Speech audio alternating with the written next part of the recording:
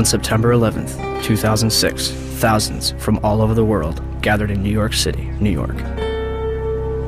They wore black shirts, reading Investigate 9/11, and held banners that read, "Ask questions, demand answers." This day marked the 5th anniversary of the terrorist attacks of September 11th, 2001. Although the 9/11 Commission report had been published over 2 years prior, many Americans and citizens worldwide remained convinced that the truth was being withheld from the public.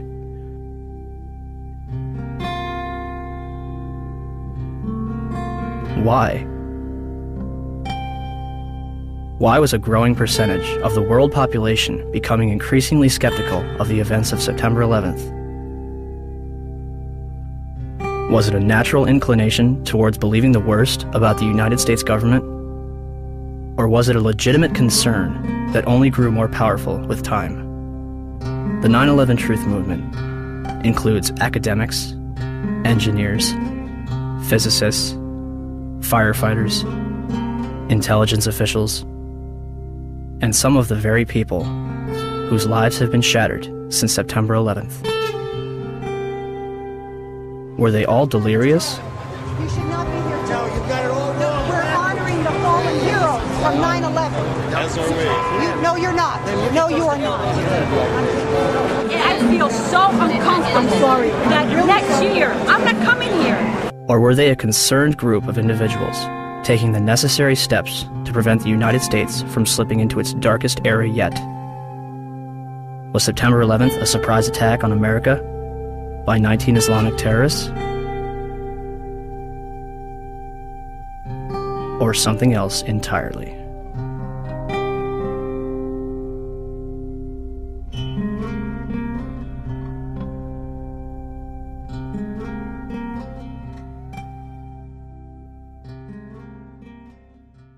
George Bush has spent an uncomfortable day with his people trying to explain away why he failed to pass on warnings the White House had received before September the 11th that terrorists were planning to hijack American aircraft. What happened that day has cast a shadow over just about every area of American life. Now one of the country's best-known journalists has said that the American response to the so-called war on terrorism has created a climate of effective censorship in a land claiming to be the home of free speech. There's never been an American war, small or large, in which access has been so limited as this one. The belief runs so strong in both the political and military leadership that those who control the images will control public opinion. Does it suggest that there was somebody on the inside? He kind of compared it to the Godfather story, you know, where the gun was placed in the men's room. There is also a possibility this could be some kind of inside job. May it have been an inside job? Might these people have gotten help from the inside? I was speculating about that along with others early this morning, but now there's a lot more evidence that suggests it's almost certainly the case. It's an obscene comparison. I'm not sure like it, but there was a time in South Africa that people would put flaming tires around people's necks if they dissented. The fear is that you'll be necklaced here. You have a flaming tire of lack of patriotism put around your neck. Now, it's that fear that keeps journalists from asking the toughest of the tough questions and to continue to bore in on the tough questions so often. People let us stay out of our business. A country that hides something is a country that is afraid of getting caught. And in particular, this Bush administration, who is as tight with Saudi Arabia as you can get.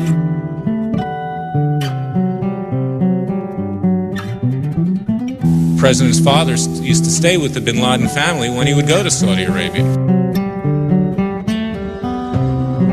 In the past, though, the FBI has sometimes made problems worse by ignoring or denying them. FBI management intentionally and repeatedly thwarted and obstructed my attempts to launch a more comprehensive investigation to identify and to neutralize terrorists.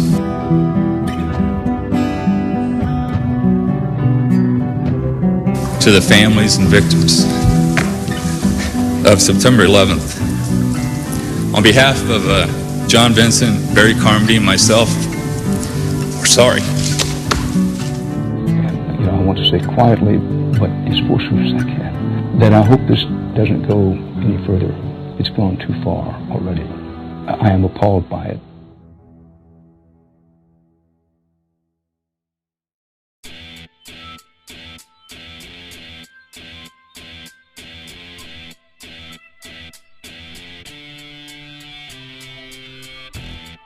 On September 13th, the United States government declares that it has overwhelming evidence that bin Laden is responsible for the attacks. The Taliban offers to hand over Osama bin Laden if the United States can provide evidence. Our position in this regard is that if America have evidence and proofs, they should produce it, and we are ready for the trial of Osama bin Laden in the light of evidence. Are you willing to hand Osama bin Laden to the United States or not? No. Without evidence, no. September 23rd, 2001. The Secretary of State said the administration would soon be able to document its case in public against the Al-Qaeda network and Osama bin Laden. And I think it'll be persuasive. By the next day, the White House was already backpedaling. But is there any plan to present public evidence so that, the average citizen, not just Americans, but people all over the world, can understand the case against bin Laden? Well, I think as Secretary Powell said, there's hope to do that and to do so in a timely fashion over some course of time.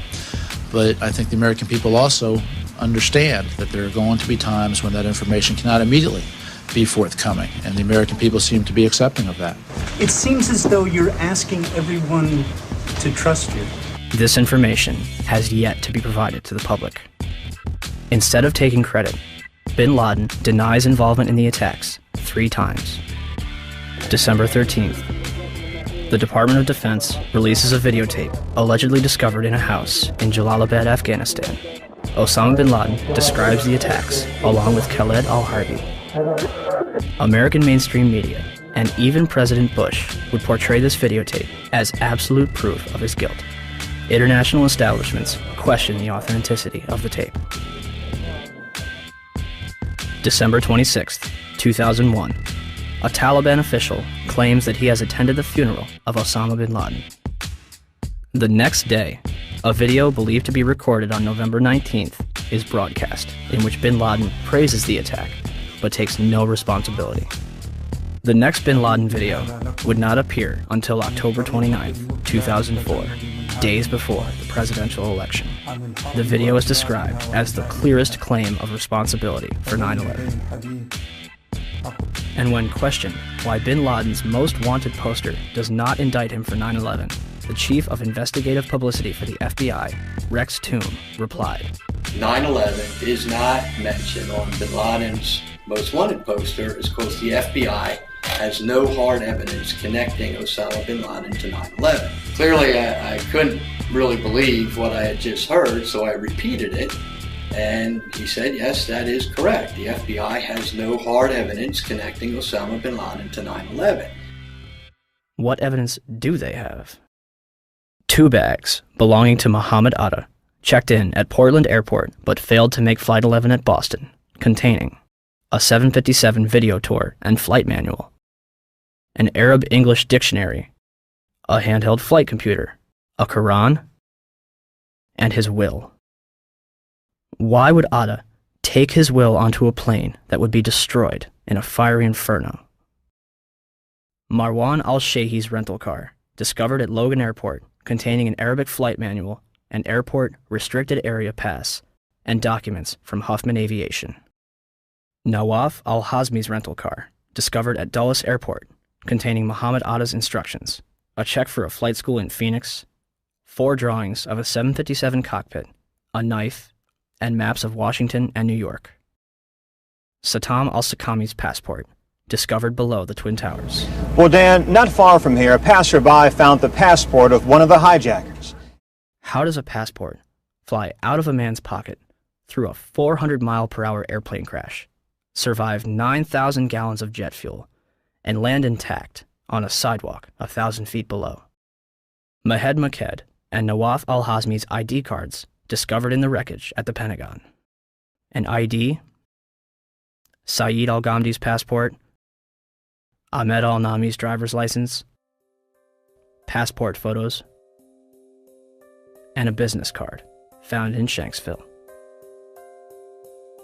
The list goes on. A former high-level intelligence official commented to New Yorker magazine, "Whatever trail was left deliberately for the FBI to chase." They used hundreds of different payphones and cell phones, often with prepaid calling cards that are extremely difficult to trace.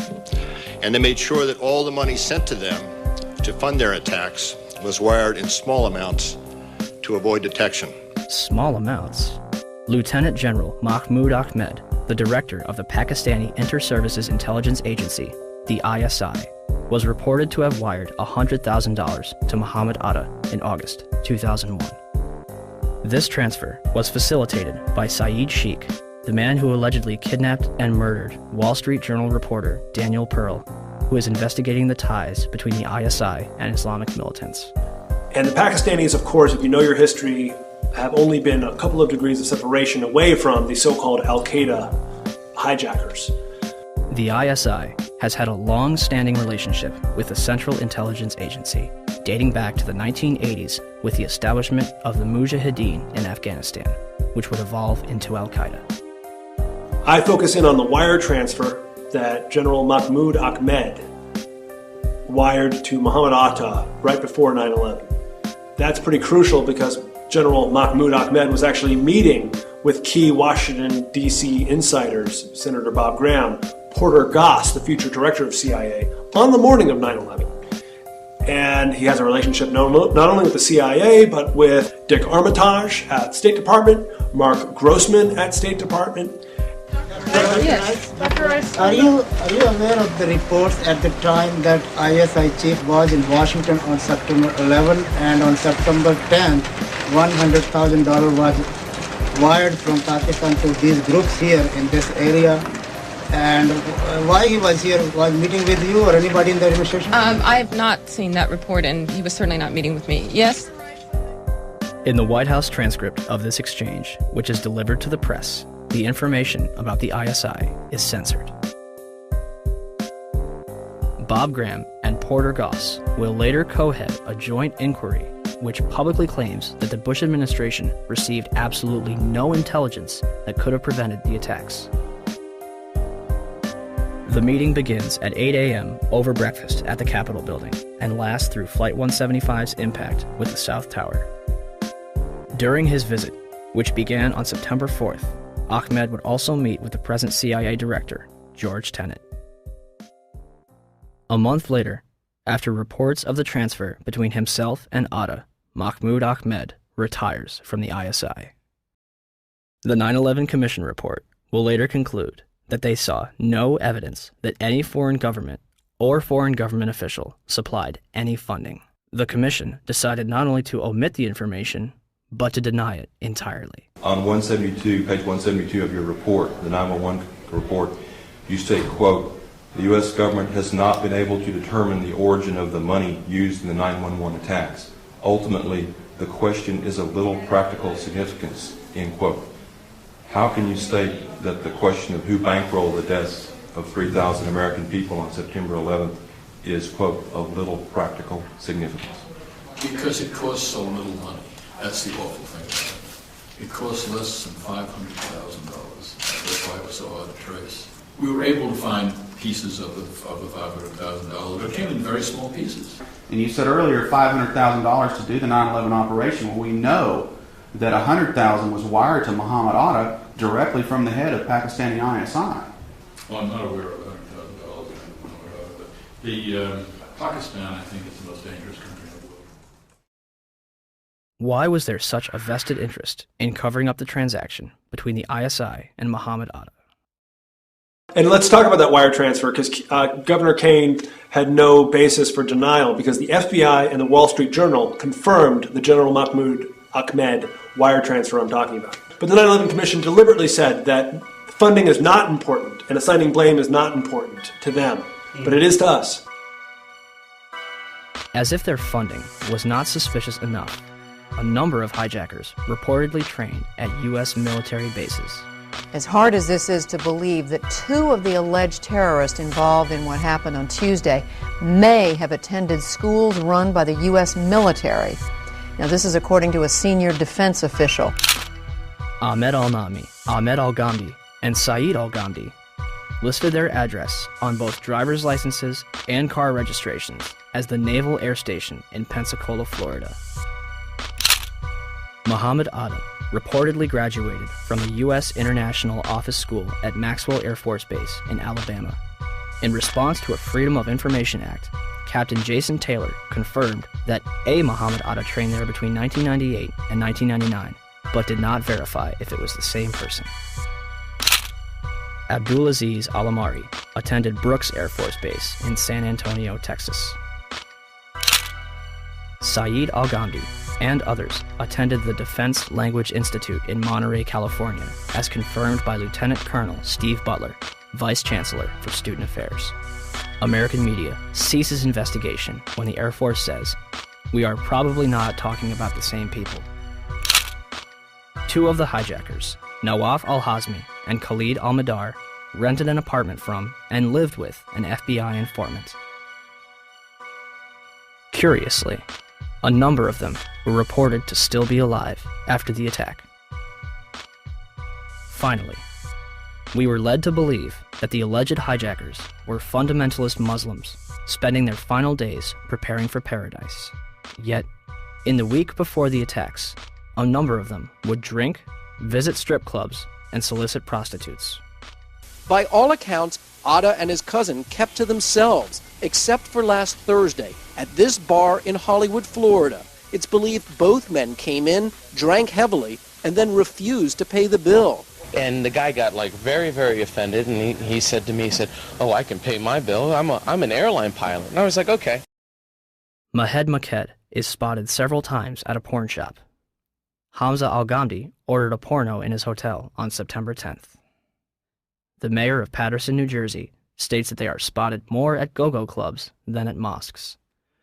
Regardless of their actions, some of the hijackers' presence was known as early as 2000.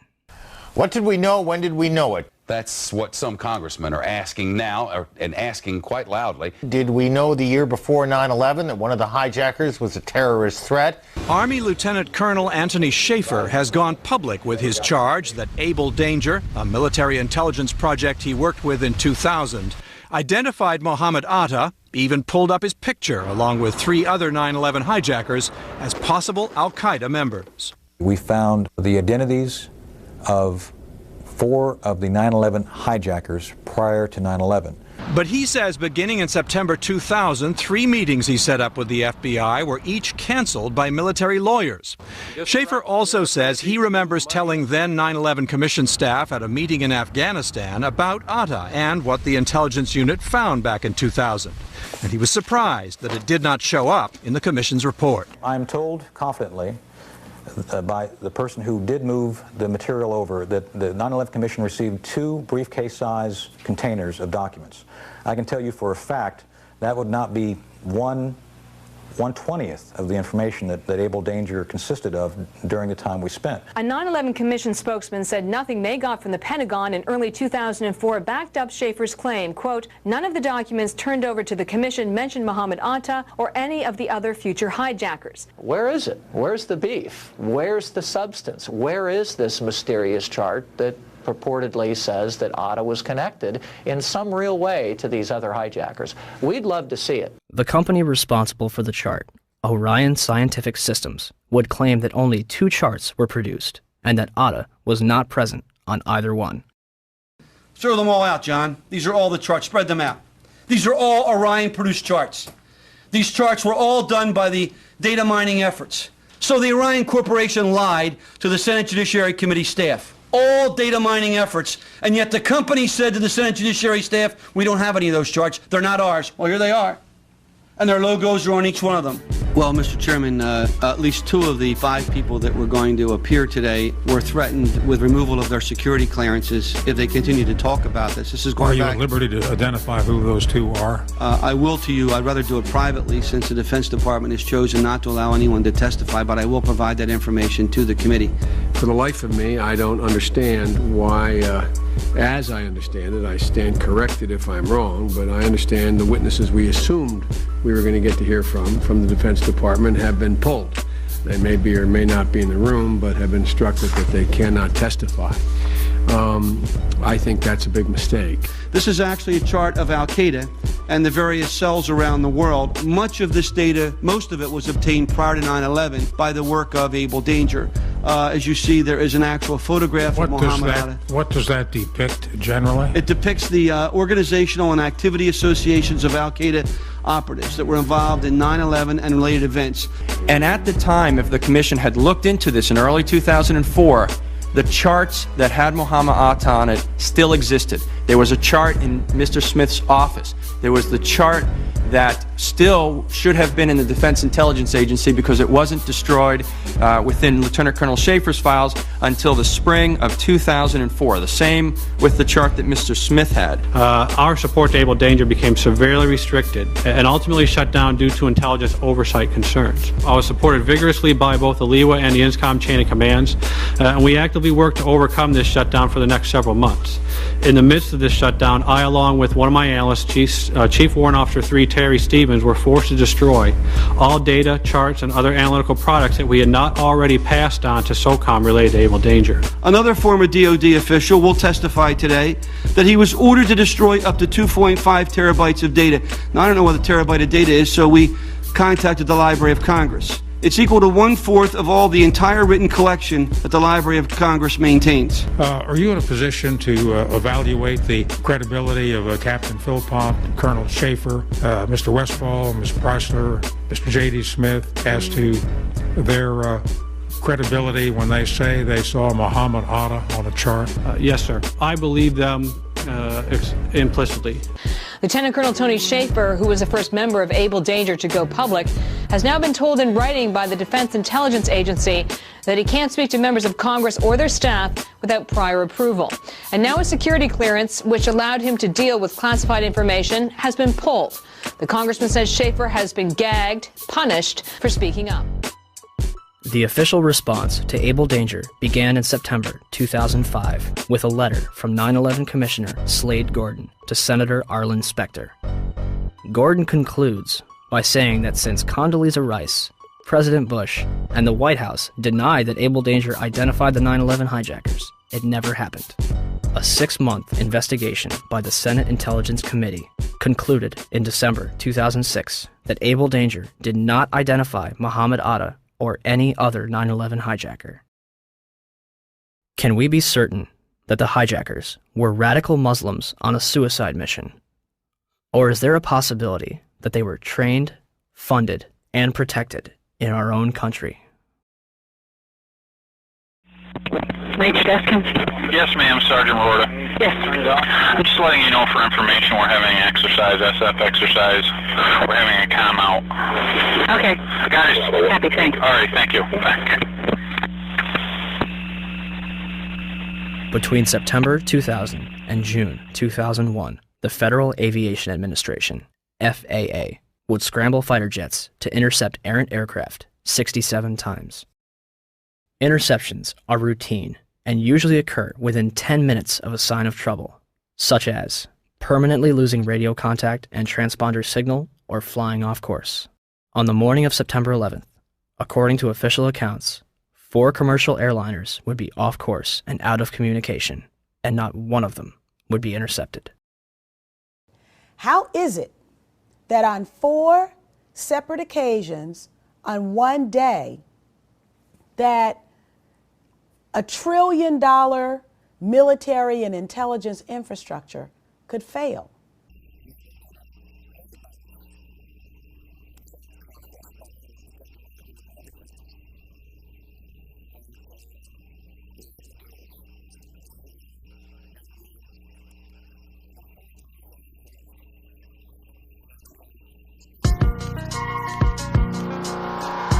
I don't think anybody could have predicted that these people would take an airplane and slam it into the World Trade Center, take another one and slam it into the Pentagon. Nobody in our government, at least, and I don't think the prior government that could envision flying airplanes into buildings on such a massive scale. But that turns out not to be true. U.S. military planners did envision and practice those very scenarios. As reported by USA Today, the North American Aerospace Defense Command, NORAD, conducted exercises with fighter jets, simulating hijacked planes flown into the World Trade Center in the 2 years before the attacks. Pentagon planners also envisioned the attack on the Pentagon 5 months before it happened. According to this April 2001 Pentagon email, Air Force officials wanted a war game, having a terrorist group hijack a commercial airline and fly it into the Pentagon. The idea was to check response times to launch fighter jets, but according to the Pentagon email, the plan was ultimately rejected by senior Pentagon officials as too unrealistic. Still to come are big questions about NORAD's response on the day of the attack. Why, despite all the exercises and the planning, Peter, jet fighters were not in place anywhere near New York or Washington. Quite an amazing story. Many thanks, Brian. Brian Ross. One drill, called Amalgam Virgo, was conducted on June 1st and 2nd, 2001, and simulated successful terrorist attacks. Its purpose was to focus on unconventional threats, including an airborne hijacking. One plan would simulate the hijacking of a commercial airliner, which would be crashed into the Capitol. The second part of the exercise, which was planned but not executed before 9/11, involved 2 planes with actual pilots on the flight deck. FBI agents would hijack the planes and divert them to secure locations. And on its cover, Osama bin Laden. In fact, multiple war games were underway on 9/11 itself. The question was, we had 4 war games going on September 11th, and the question that I tried to pose before the secretary had to go to lunch was whether or not the activities of the 4 war games going on September 11th actually impaired our ability to respond to the attacks. The answer to the question is no, did not impair our response. In fact, General Eberhart, who was then the commander of North American Aerospace Defense Command, as he testified in front of the 9/11 Commission, I believe he told them that it enhanced our ability to respond. There were 2 CPXs. There was one Department of Justice exercise that didn't have anything to do with the other 3, and there was an actual operation ongoing because there was some Russian bomber activity up near Alaska. So, did the war games ultimately help or hinder our response? September 11th was day 2 of Vigilant Guardian, an exercise staged by the Joint Chiefs and NORAD, which simulated hijacked planes in the northeastern United States. Vigilant Guardian is a branch of Global Guardian, a mass Armageddon exercise being conducted at Offutt Air Force Base in cooperation with NORAD. Originally scheduled to take place in late October, Global Guardian was moved to September. The exercise is reportedly canceled after the second Twin Tower is hit. 3 E-4B Doomsday planes remain airborne. 2 government sources familiar with the incident tell CNN it was a military aircraft, but say the details are classified. This comparison of the CNN video and an official Air Force photo suggests the mystery plane is among the military's most sensitive aircraft, an Air Force E-4B. The E-4B is a state-of-the-art flying command post, built and equipped for one reason: to keep the government running no matter what, even in the event of a nuclear war. Ask the Pentagon, and it insists this is not a military aircraft, and there is no mention of it in the official report of the 9/11 Commission. The Pentagon, the Secret Service, and the FAA all say they, at least for public consumption, have no explanation of the giant plane over the president's house, just as the smoke began to rise across the river at the Pentagon. Barksdale Air Force Base also participated in Global Guardian. Instead of returning directly to Washington, D.C., President Bush would fly to both Barksdale and Offutt Air Force Base before returning to the White House. Another drill, Northern Vigilance, moved fighter jets to Canada and Alaska to monitor a fleet of Russian MiGs on a training mission.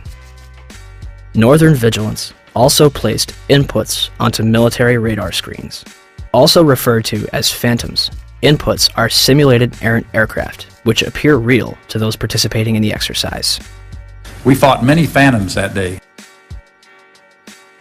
3 F-16s from Andrews Air Force Base, located 15 miles from the Pentagon, are flown 180 nautical miles away for a training mission in North Carolina. Fort Belvoir, an Army base 10 miles south of the Pentagon, intended to test security in case of a terrorist attack.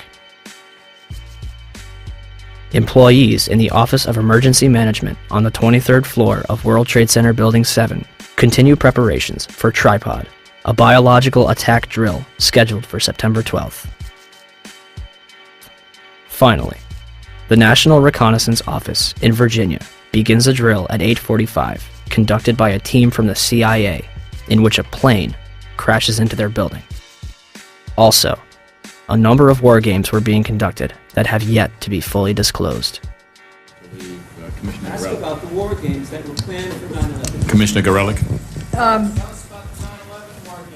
Could you please be quiet? We have only a few minutes with General Myers. I'd like to ask a question. General Myers,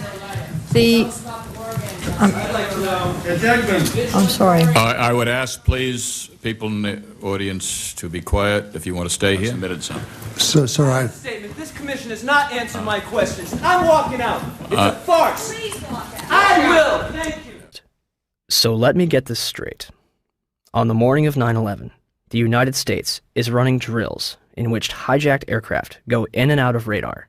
Fighter jets are flown out of the United States, and planes are crashed into buildings. What a coincidence. And in terms of what motivated me to bring all the aircraft down, as you see one thing happen, that's an accident. When you see two of the same thing occur, it's a pattern. But when you see three of the same thing occur, it's a program. And so at that point, I decided to bring all the aircraft down. And so, at 9:45, all airborne planes were forced to land. This order applied to all civilian aircraft. Certain military planes were allowed to remain airborne. By 12:16 that afternoon, the FAA managed to ground over 4,000 planes without incident. During the time that the airplane coming in to the Pentagon, there was a young man who would come in and say to the vice president, the plane is 50 miles out, the plane is 30 miles out. And when it got down to the plane is 10 miles out, the young man also said to the vice president, do the orders still stand? And the vice president turned and whipped his neck around and said, of course the orders still stand. Have you heard anything to the contrary?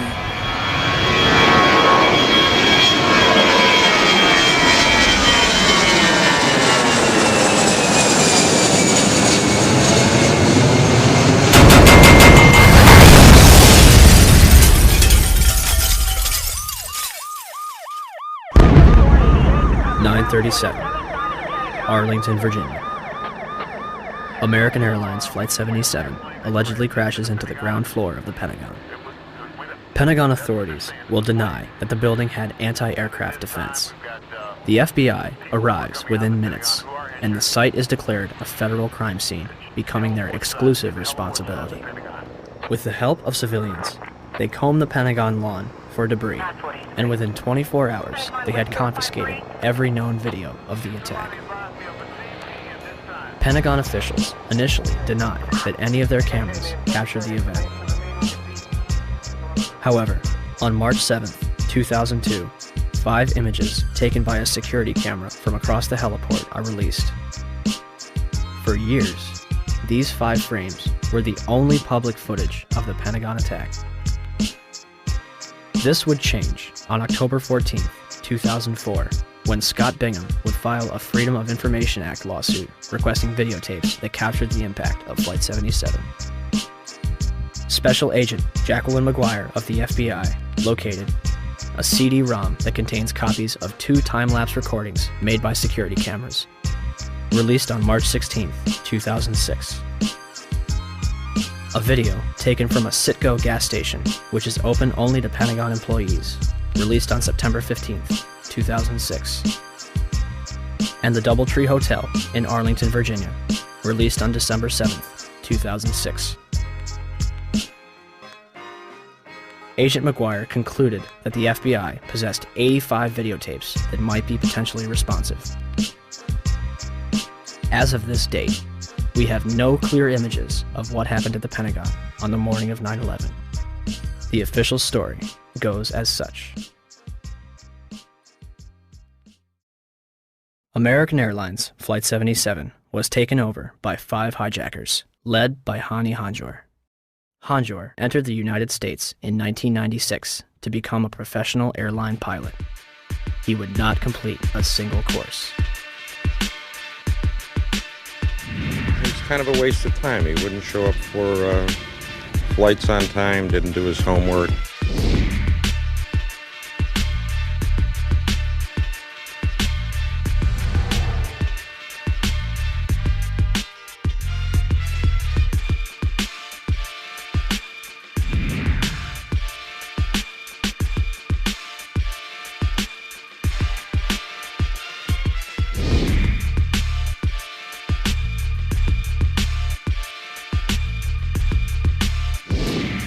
Average or below average piloting skills. English was very poor, uneventful from our perspective.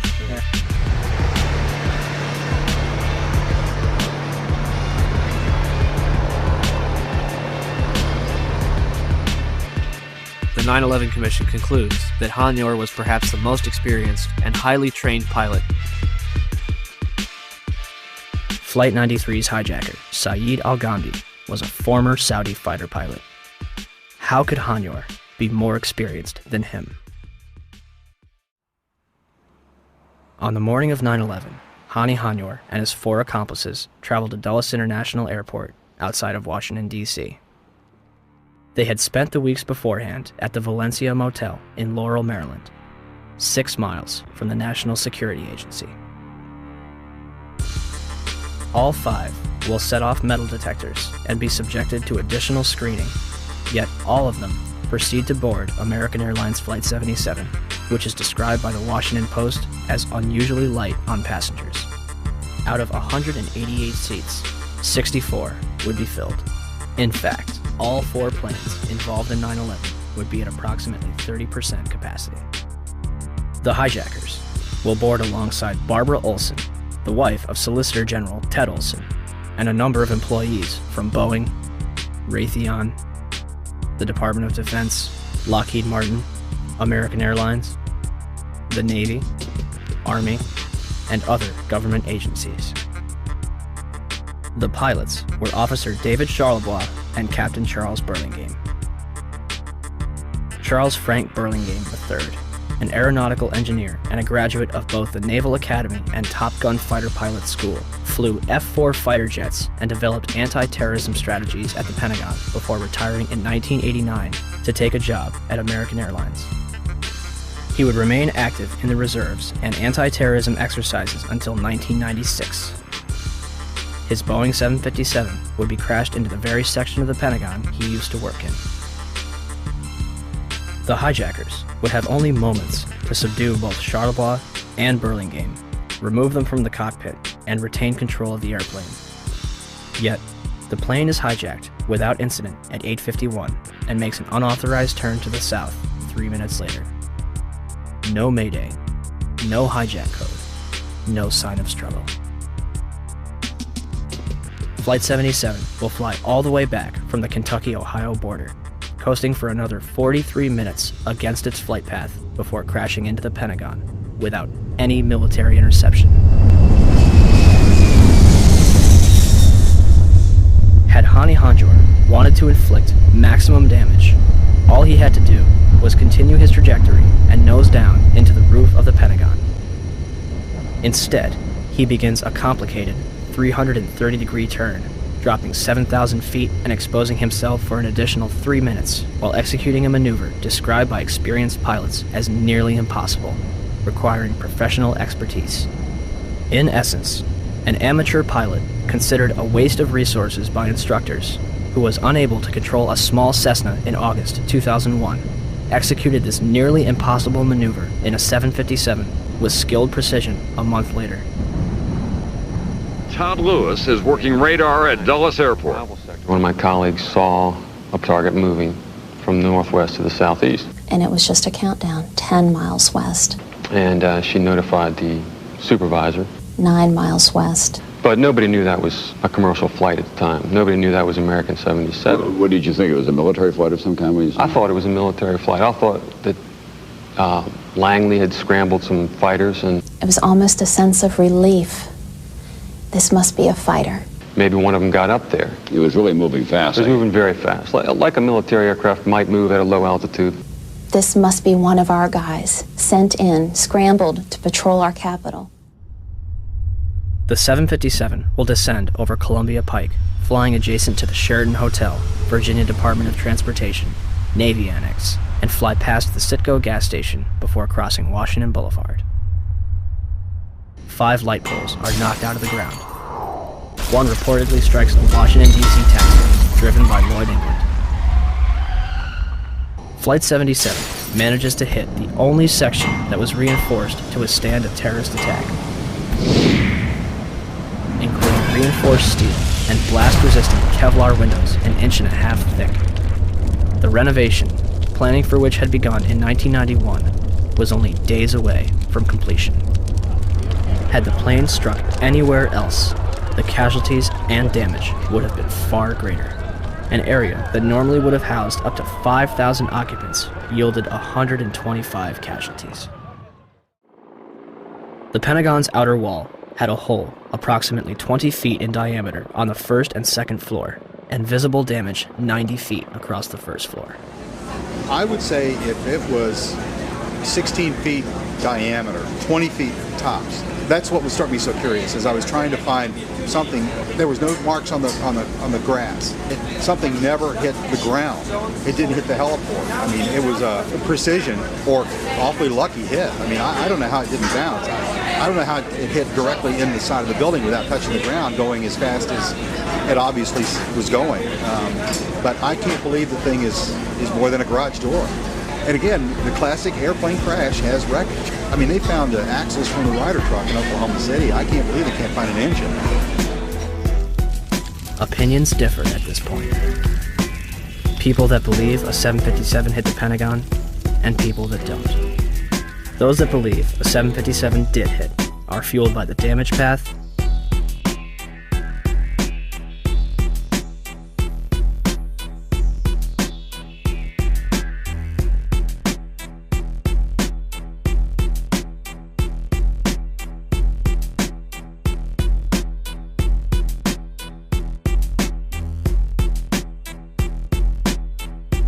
wreckage outside the building,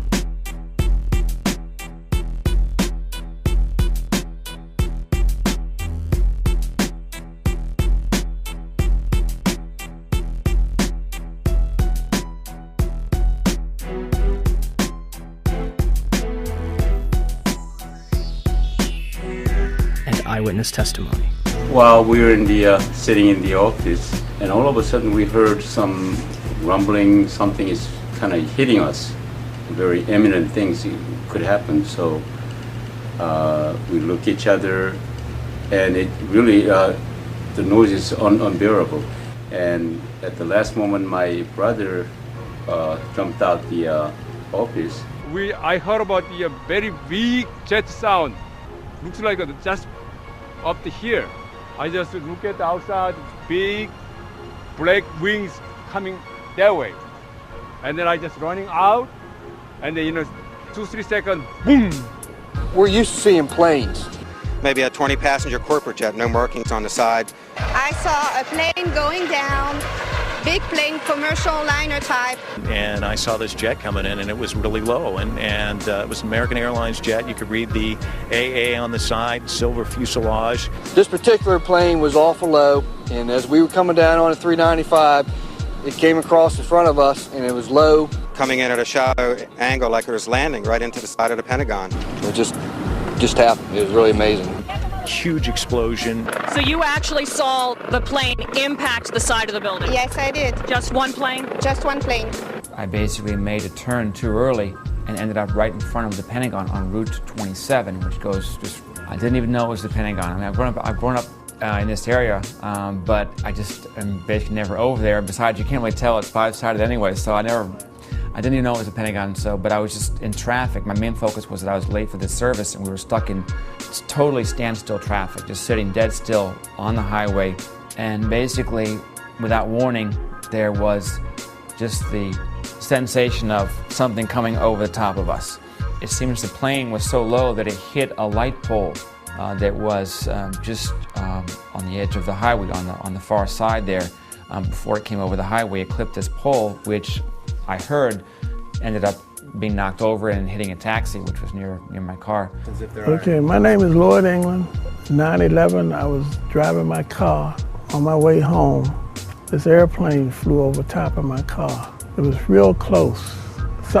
Glass, a loud noise happened, and the pole came through the dashboard right through the car. I stopped the car in the middle of the street. It didn't stop straight, it stopped at an angle. As far as the plane went through, it didn't come back in until I stopped the car and got out. Then I looked for the plane. There was no plane, but it was quiet. If had nobody seemed to have indicated where something happened, I wouldn't have known. And I was there. I mean, I'm there. And the plane, the wing spread would have been from that house, maybe halfway in my house. And the big wing, the big motors underneath of them. And nothing was left out?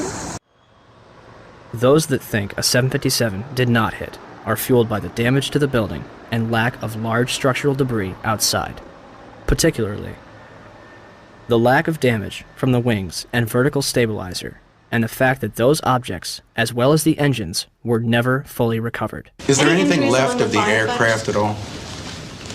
First of all, the question about the aircraft, there are some small pieces of aircraft visible from the interior during this firefighting operation I'm talking about, but not large sections. In other words, there's no fuselage sections and that sort of thing. They said it was a plane, and I didn't see any pieces of any plane, and I couldn't believe that a plane hit the building.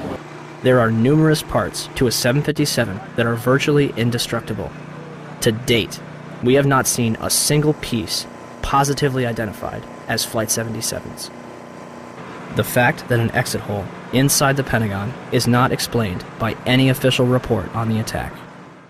The fact that there was no impact damage on the lawn. And the fact that out of the videos that have been released, none of them clearly show a 757. The outer wall will collapse 20 minutes later, leaving a hole approximately 70 feet wide. What hit the building may be important. However, our focus should be on why it was hit in the first place. The section hit was the headquarters of Naval Operations, Naval Intelligence, and the Navy Command Center. Army personnel were also killed. A number of accountants and budget analysts were also present at the time and killed in the attack. The Arlington County After Action Report states that important budget information was in the damaged area. It's interesting that 24 hours prior, Donald Rumsfeld publicly made this announcement. According to some estimates, we cannot track $2.3 trillion in transactions. According to the 9/11 Commission report, the military was unprepared for the transformation of commercial aircraft into weapons of mass destruction. Counterterrorism forecaster Marvin Citron authored a report in 1994 for the Department of Defense, warning of Washington's vulnerability to terrorist attack. We predicted a plane could have crashed into the Pentagon. That's about as specific as you can be. If you made a right turn at the Washington Monument, you could hit the Pentagon. A left turn, you could hit the White House. Back on October 24th, 2000, the Pentagon conducted MASCOW, a mass casualty exercise which simulated the impact of a Boeing 757 into the building. I'm very curious, and as time goes by, it makes gets you more curious as you have time to dwell on the details and all the information that's becoming available, as you have time to dwell on the details and all the information that's becoming available. I can't drive my car that well, but I can't imagine somebody just climbing behind the wheel of an airplane and doing what they did and doing it so well. Basically, it was the strangest day I've ever spent in my entire life. It was like in slow motion. I get chills every time I hear the audio. Physically, I swear I get chills every time I watch the video. I can feel the heat. I can smell the fuel, or I can smell the burning. There's been a lot of curiosity, I think, in time, and even for me, who was there. I still have questions of, did I really see what I think I saw? You know, when you're led to believe and you think you believe what you think you saw, I think that you begin to buy into it. But the more you dwell on it and the more the evidence comes forward, the questions get larger and larger and larger. I'd like some conclusion. I mean, I'm sure the families would, and I'm sure the military knows a lot more than we do in the government. But I'm just astounded that they don't share more of the information that's available. If the government was 100% forthcoming and wanted to squelch any doubt as to what happened, why have they controlled the evidence so strongly? Why is there no positive identification of Flight 77? Why, when Vice President Dick Cheney was aware of an incoming aircraft up to 50 miles away, were employees allowed to remain in the building? Had a single alarm gone off inside the Pentagon, 125 people would be alive today, and hundreds more would not be suffering. And when it got down to the plane is 10 miles out, the young man also said to the vice president, "Do the orders still stand?" And the vice president turned and whipped his neck around and said, "Of course the orders still stand. Have you heard anything to the contrary?" Norman Minetta's testimony would be completely unreported by the 9/11 Commission. It would also be censored from the online archives of commission hearings. A spokesperson from the National Archive claimed that it was a technical snafu. The 9/11 Commission will later conclude that Vice President Dick Cheney did not reach the bunker until 9:58. My main concern is that in your testimony, you stated that Vice President Dick Cheney came into the POEC office at 9:20 when you arrived, and he was already there. He's gone in front of Meet the Press, and he said that he was there at 9:38. They did that because they'd received a report that an airplane was headed for the White House. This is Flight 77, which had left Dulles. Flight 77. It left Dulles. Best we can tell, they came initially at the White House. The plane actually circled the White House? Didn't circle it, but was headed on a track into it. Tracking it by radar. And when it entered the danger zone and looked like it was headed for the White House was when they grabbed me and evacuated me to the basement. The plane obviously didn't hit the White House, turned away and we think flew a circle and came back in and then hit the Pentagon. Yeah, the 9/11 Commission report puts in there at 9:58 that morning. 9:58? Yeah, I don't know if you got a chance to read it, but it puts in half an hour later. So I don't mean to ask a rhetorical question, but to the best of your recollection, was Vice President Dick Cheney already there at 9:20? The flight you're referring to is the flight that came into the Pentagon. This was before Flight 77. Before American Airlines went into the Pentagon. Yeah. Norman Mineta was in the bunker with Cheney, and so the fact that wasn't in the 9/11 Commission report was rather odd, don't you think? Yeah. Who was that young man? Did anybody ask who that young man was? How could Dick Cheney, or anyone in the administration, especially after an aide warned him a plane was 50 miles out and 2 planes had already struck the World Trade Center, allow the Pentagon to be struck? You know, am I prepared to believe that Dick Cheney would be capable of knowing about this kind of attack on the Pentagon, for example, and allowing it to happen? Well, from what I know about Dick Cheney, yeah.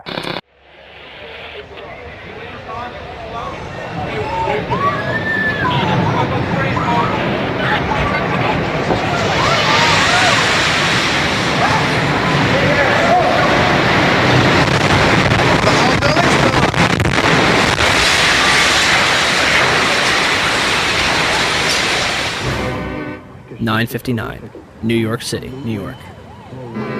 The South Tower of the World Trade Center, 110 stories tall, collapses to the ground in approximately 10 seconds. 29 minutes later, the North Tower follows suit, also collapsing in approximately 10 seconds. Later that evening, at 5:20, World Trade Center Building 7, 47 stories tall, collapses to the ground in under 7 seconds. The official explanation is that falling debris from the North Tower created a series of fires inside the building. If this is true, it would be the third steel-frame skyscraper in history to completely collapse because of damage and fire. The first two would be the Twin Towers.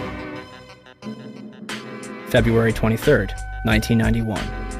One Meridian Plaza, a 38-story skyscraper in Philadelphia, burned for 18 hours across 8 floors.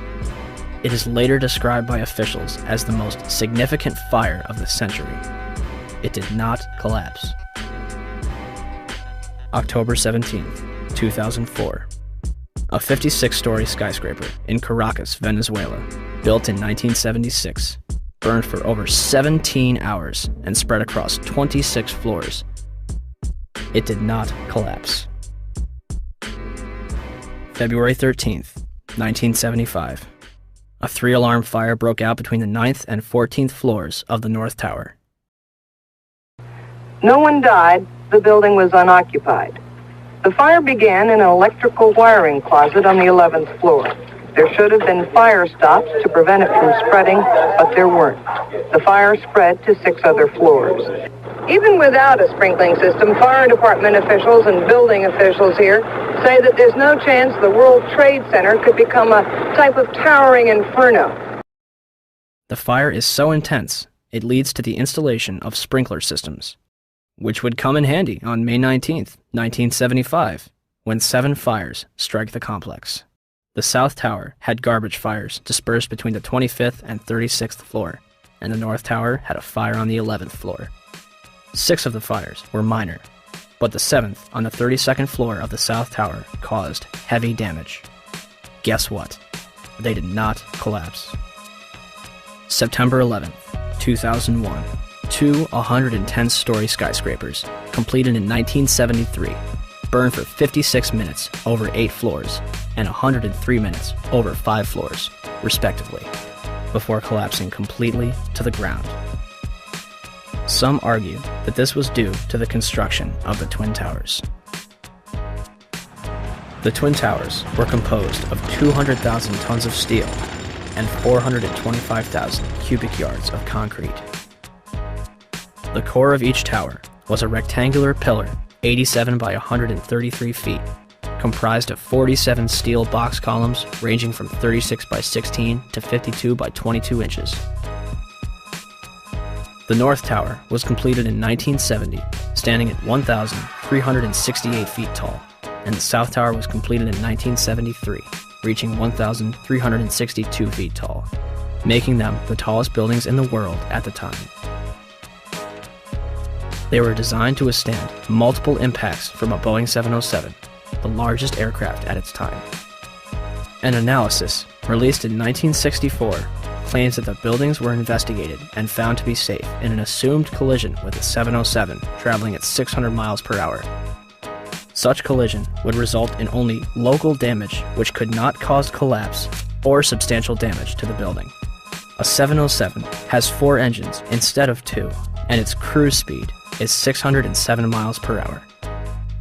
The Boeing 767s that struck the North and South Tower were traveling at 440 and 540 miles per hour, respectively.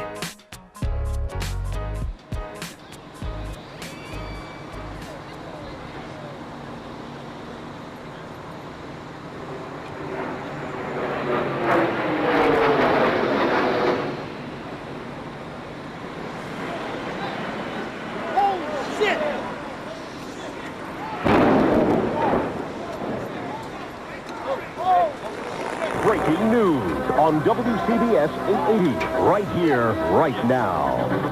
I believe if we can get in touch with him, we have a witness who saw what happened at the World Trade Center. This apparently was a commuter plane that smashed into it with such force that the windows of the Pick-a-Bagel smashed with a big bang. Everybody was very frightened. Did you manage to see what kind of plane it was? No, I couldn't tell. It was a smaller plane. It looked like a smaller plane, but I couldn't tell. Not I'm not really sure.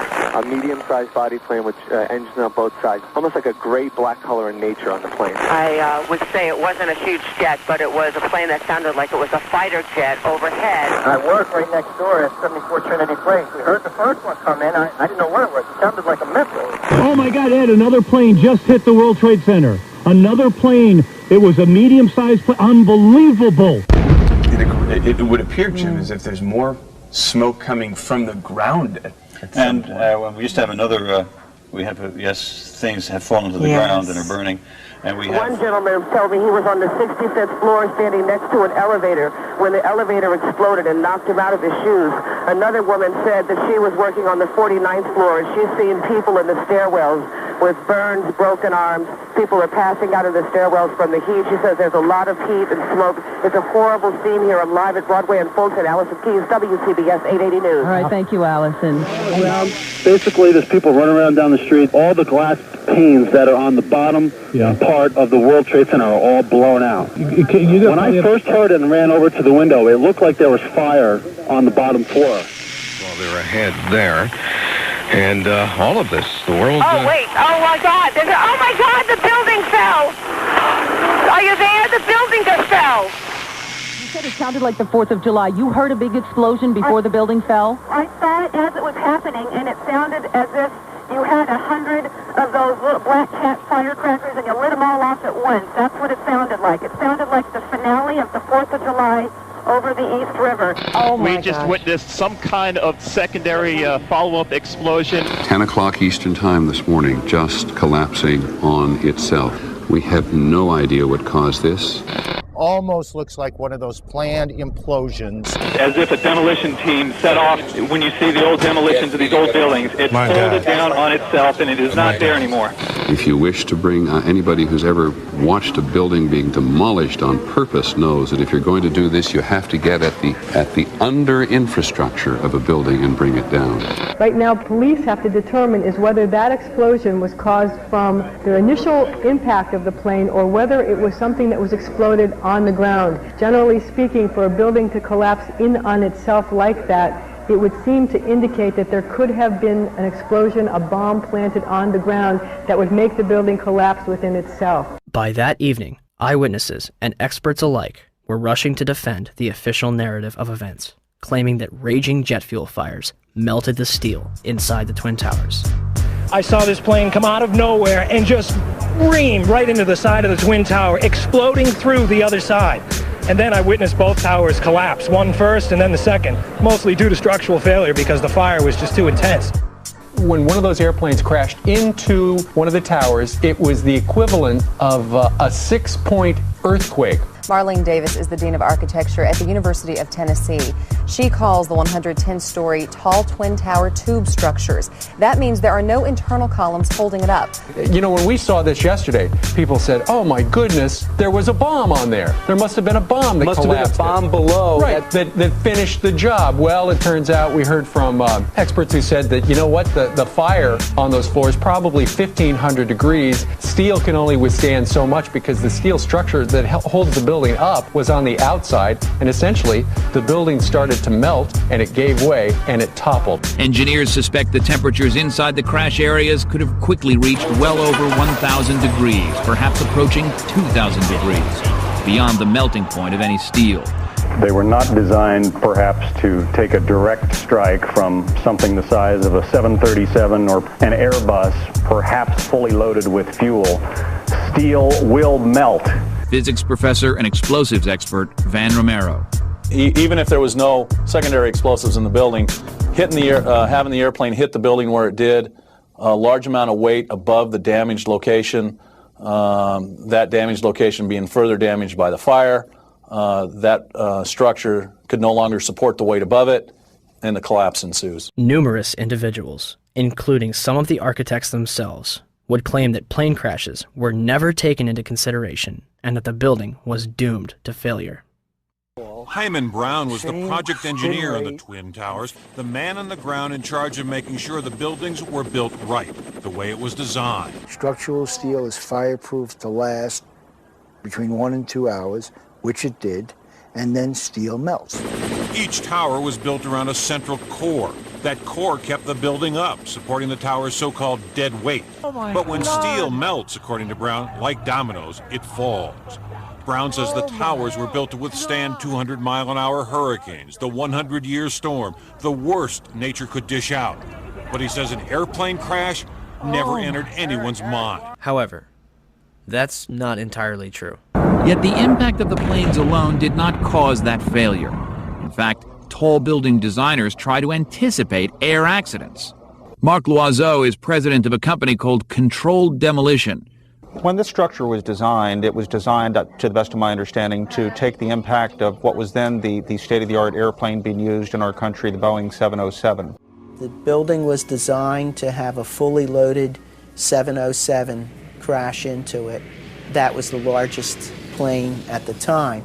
I believe that the building probably could sustain multiple impacts of jetliners because this structure is like the mosquito netting on your screen door, this intense grid, and the jet plane is just a pencil puncturing that screen netting. John Skilling, the World Trade Center's head structural engineer, told the Seattle Times after the 1993 bombing that if a plane struck the building, there would be a horrendous fire, but the building structure would still be there. On August 21, 2002, the National Institute of Standards and Technology, NIST, commenced their investigation. NIST is a government agency that reports back to the United States Department of Commerce, headed at that point by Donald Evans and later replaced by Carlos Gutierrez, both Bush cabinet appointees. As part of their investigation, NIST contracted Underwriters Laboratories to recreate floor models from the Twin Towers for the purpose of fire resistance tests. We heard about it in the news. We heard about it right away that the floors didn't collapse. Okay, so they tested these huge models. They're models, but they're huge. I mean, one model was essentially the same size and exactly the same as one of the types of floor sections used. And they tested it according to ASTM E119. They exposed it to much longer fire and higher temperatures than we know were present in the World Trade Center. So right away there was a problem. And that's August of 2004. The final report was released on October 26, 2005, producing over 10,000 pages. It will not explain the actual collapse of the buildings. They only claim to get to collapse initiation and state flatly that it led to global collapse.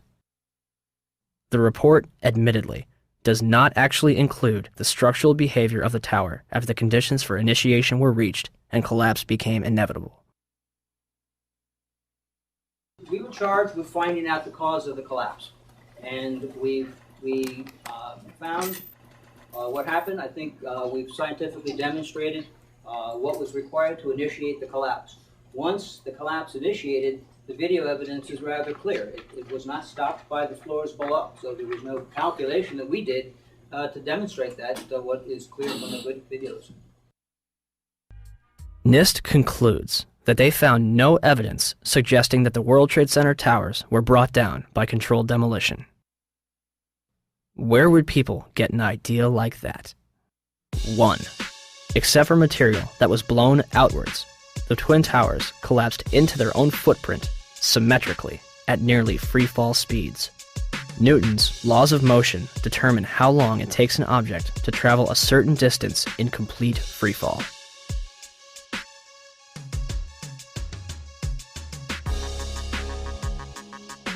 In a controlled environment, an object dropped from the roof of either Twin Tower would reach the ground in 9.2 seconds.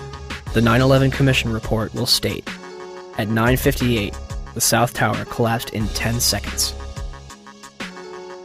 Even NIST says the tops of the buildings came down essentially in free fall.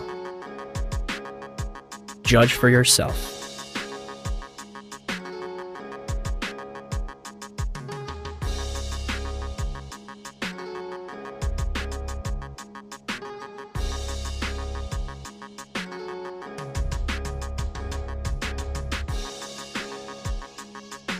and our conclusion is that the building should not have fallen that rapidly if indeed fire caused the collapse. And in fact, there's one mechanical engineer, Gordon Ross, in the Journal of 911 Studies, who's done a thorough analysis based on conservation momentum. If the official story was correct, then the heating that was supposed to cause the failure would have been a much slower event, and it would have been an asymmetric event. For the tower to collapse straight down onto itself flies in the face of what we know about steel and how steel behaves. When we have a failure in one area, then the failures tend to continue within that area, and you'd see an asymmetric collapse, possibly the upper section falling off as it twisting away from the tower and falling off. But it's very unusual to see the upper section falling straight through the path of the greatest resistance, which was straight down through the middle of the tower. It just does not add up. 2. Molten metal exceeding 2,000 degrees Fahrenheit was discovered in the rubble of Ground Zero, underneath the Twin Towers and Building 7. Even with heavy rain on September 14th and 21st, a constant stream of fire retardants and water, described as creating a giant lake, these fires would not be extinguished until December 13th, 2001, making it the longest burning structural fire in history. Was the jet fuel responsible? Dr. Frank Gale, who was working with NIST, claimed in 2005, your gut reaction would be that the jet fuel melted the steel. Indeed it did not. The steel did not melt. The temperatures that we know existed within the collapse, within the debris pile, are physically impossible from an atmospheric jet fuel fire. Cannot be done. I'm curious about the pool of molten steel that was found in the bottom of the towers. I am too. And please tell me about it. Have you seen it? Well, not personally, but eyewitnesses there found huge pools of molten steel beneath the towers, and some scientists don't think that the collapse of the building could have melted all that steel. First of all, let's go back to your basic premise that there was a pool of molten steel.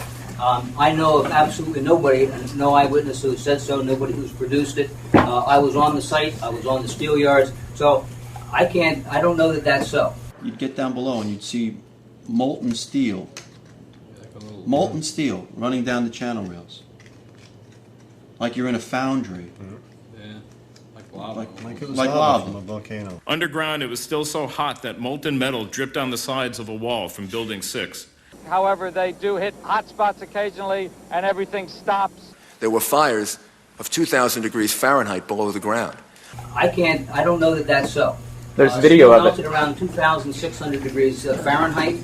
I think it's probably pretty difficult to get that kind of temperatures in a fire.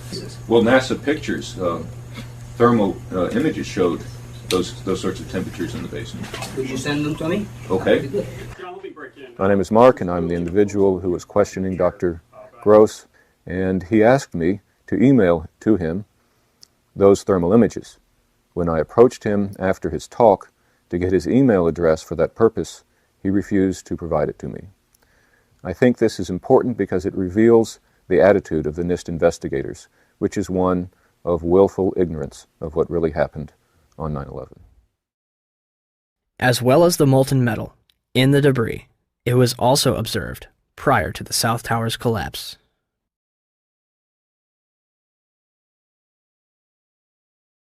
Also, a minute and 20 seconds before collapse, large amounts of white smoke begin pouring from the base of the South Tower.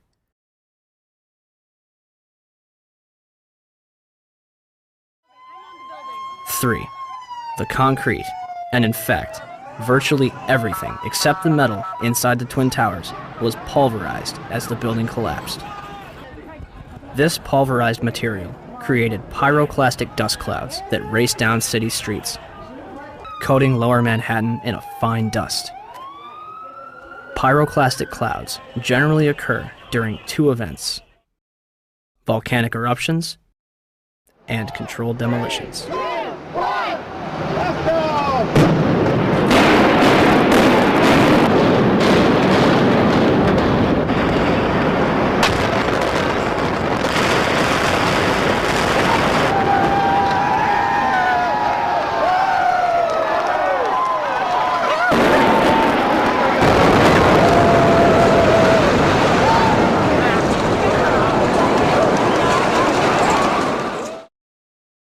4. Steel beams weighing up to 200,000 pounds were thrown laterally up to 500 feet. A cross-section from the World Trade Center weighing approximately 300 tons was embedded in the southeastern corner of the American Express building. This piece would have had to travel at least 390 feet, maintaining enough kinetic energy to embed itself in the corner of the building. What we should have seen in the debris pile was a pyramidal shape. If it had been a gravity-driven collapse, we would have seen a roughly pyramidal shape or a conic shape. What we actually did see was a massive ejection of dust and debris and large sections of steel from well away from the towers, tens of meters away from the towers. That's hard it's hard to see a reason for that within a gravity-driven collapse. 5. Firefighters and eyewitnesses reported a series of explosions before and during the collapses. And we heard the noise associated with an implosion. Secondary explosion on Tower 2. Some sort of explosive device. We're obviously having a bit of trouble right now maintaining our location because we just heard one more explosion. There was another major explosion. Do you know anything about those extra explosions we heard? No, I do not. Were they car bombs? I have no idea, ma'am. The street shook, and I heard like an explosion. Do you know if it was an explosion or if it was a building collapse? To me, it sounded like an explosion. We heard a very loud blast, an explosion. They were taking photographs and securing this area just prior to that huge explosion that we all heard and felt. Not clear now is why this explosion took place. When there was some sort of collapse or explosion. From street level, as though it had exploded up, a giant rolling ball of flame, and the firefighters screamed, "Run!" There was this blast of warm air. It wasn't hot. It was warm. And it picked me up and threw me up against the wall of the building. You were picked up off the ground. Physically picked up off the ground. I remember an explosion. At that point, I got knocked out. I don't remember anything. Then I got up, and I looked out the window because the windows exploded, and the street below caved in. And at that point, there was like fireballs coming up. An hour later than that, we had that big explosion from much, much lower. I don't know what on earth caused that. About 15 minutes after they made their entry, we heard a boom.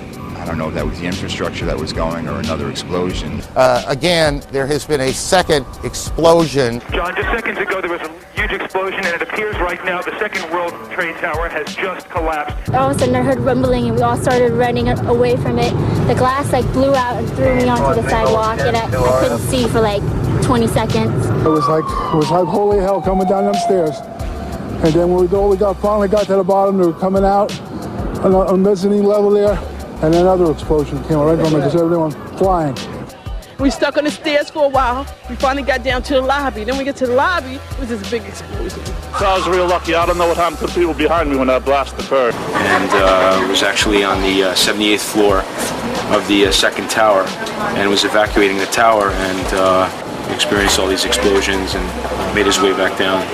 We presume because of the initial explosion there may have been secondary explosions as well that were detonated in the building by these terrorists. There was a secondary explosion, probably a device either planted before or on the aircraft that did not explode until an hour later. I heard a second explosion and another rumble and more smoke and more dust. I ran inside the buildings, the chandeliers shook, and again black smoke filled the air. Within another 5 minutes we were covered again with more silt and more dust. And then a fire marshal came in and said we had to leave because if there was a third explosion, this building might not last.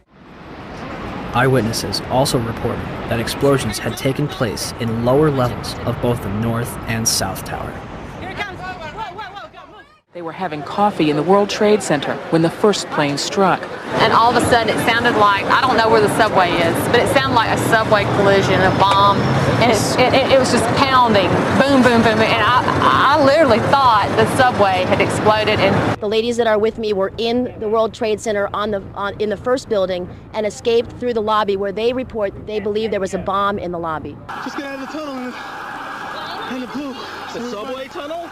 Yeah. Yes, I was right there. I was down in the basement, came down, all of a sudden the elevator blew up, smoke. I dragged the guy out, his skin was hanging off, and I dragged him out, and I helped him out to the ambulance. And when I got up to the concourse level, it was just like you know, like gunfire, and then just 3 big explosions. And even the turnstile was burnt and was sticking up, and they just told us to run. I heard the first explosion, and the elevator blew up. And as we were coming out, we passed the lobby. There was no lobby. So I believe the bomb hit the lobby first, and a couple of seconds then the first plane hit. Firefighter John Schroeder arrived in the lobby of the North Tower shortly after the first plane struck. So we're standing there in the lobby, we're getting all together. All of a sudden, we hear... I look down to my right, and the elevators exploded, something out of like a Bruce Willis Die Hard movie. People just come running out of the elevators, on fire, fireballed. I mean, it was like, what is going on here? Something's up here. I mean, the plane's up there, now there's fire down here. People run around all on fire. This is crazy. So we were heading up to the 24th floor of the stairwell, and all of a sudden we heard, Mayday, Mayday, second plane, second plane. Swift, we're looking at each other like, come on, second plane? There's no way there's a second plane. Within seconds, our building got rocked. We got bounced around in the stairwell like pinballs, man. And we just said, you know what? Time to go. We got down to the lobby, and everything was blown out, exploded. Everything was... And we were the only ones in the lobby now. We're going, wait a second here. Where is everybody? Because the building was coming down the outside. They moved to the command post, the World Trade Center, too. So now we're like, we didn't get no, where is everybody? We were in the lobby. It looks like everything was exploded. Everything was gone. We're like, what is going on here? We didn't know. We were like, this is crazy. But for every window in the lobby to be exploded, I mean, them windows were like as thick as forget it. They were 2-3-inch glasses. You know, come on. They exploded out of the lobby. You know, something. It wasn't from the jet fuel. No way. The elevators exploded. They were down from the lobby. The lobby was over here. That should never have happened. Something would happen there, and that wasn't. We came down. It looked like a bomb went off in the lobby. There was no fire. It just looked like a bomb went off. So, how was the largest and most puzzling architectural failure in history treated? The steel from the World Trade Center was mostly shipped overseas, eliminating any possibility of independent investigations. New York City's Department of Design and Construction contracted 4 companies for debris removal. Each was assigned a specific zone and controlled and monitored by a 3-person team.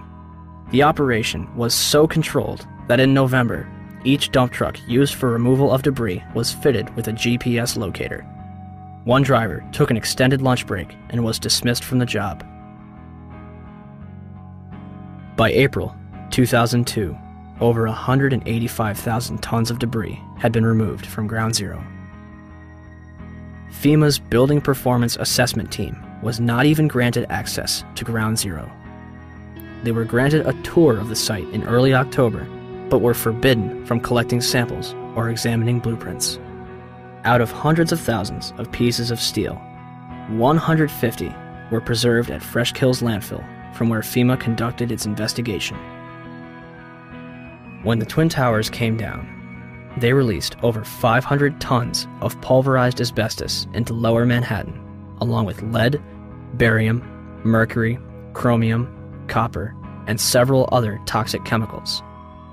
425,000 cubic yards of concrete is pulverized. 600,000 square feet of glass is turned into dust.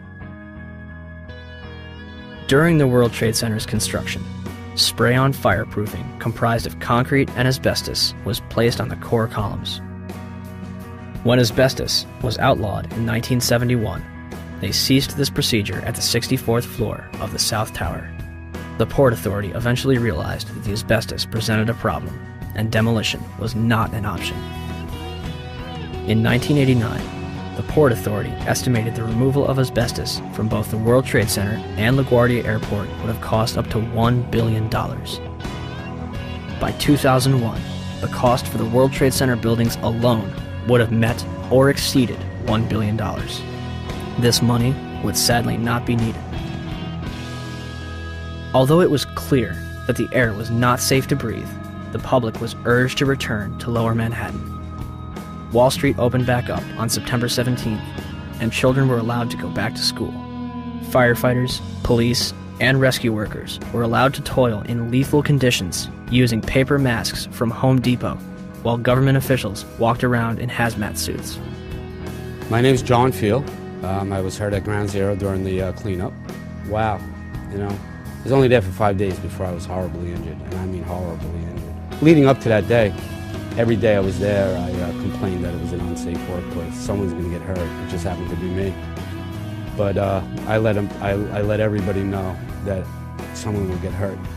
I was there for 5.5 days. Nobody told me to wear a mask once. Nobody gave a shit when that piece of steel altered my life. But like the thousands that are suffering and sick, I didn't roll over and play dead. And I know human life takes a backseat to the almighty dollar, and that's what makes this country roll and run, is the almighty dollar. But you guys somewhere along the line lost your credibility with me. The Environmental Protection Agency, under direct orders from the White House, told New Yorkers that the air was safe to breathe. The administrator at the time, Christine Whitman, issued an internal memo on September 12th, declaring that all statements to the media should be cleared through the National Security Council before they are released. So what happened? The White House changed EPA press releases to add reassuring statements and delete cautionary ones. September 13th, the EPA draft release, never released to the public, says EPA testing terrorized sites for environmental hazards.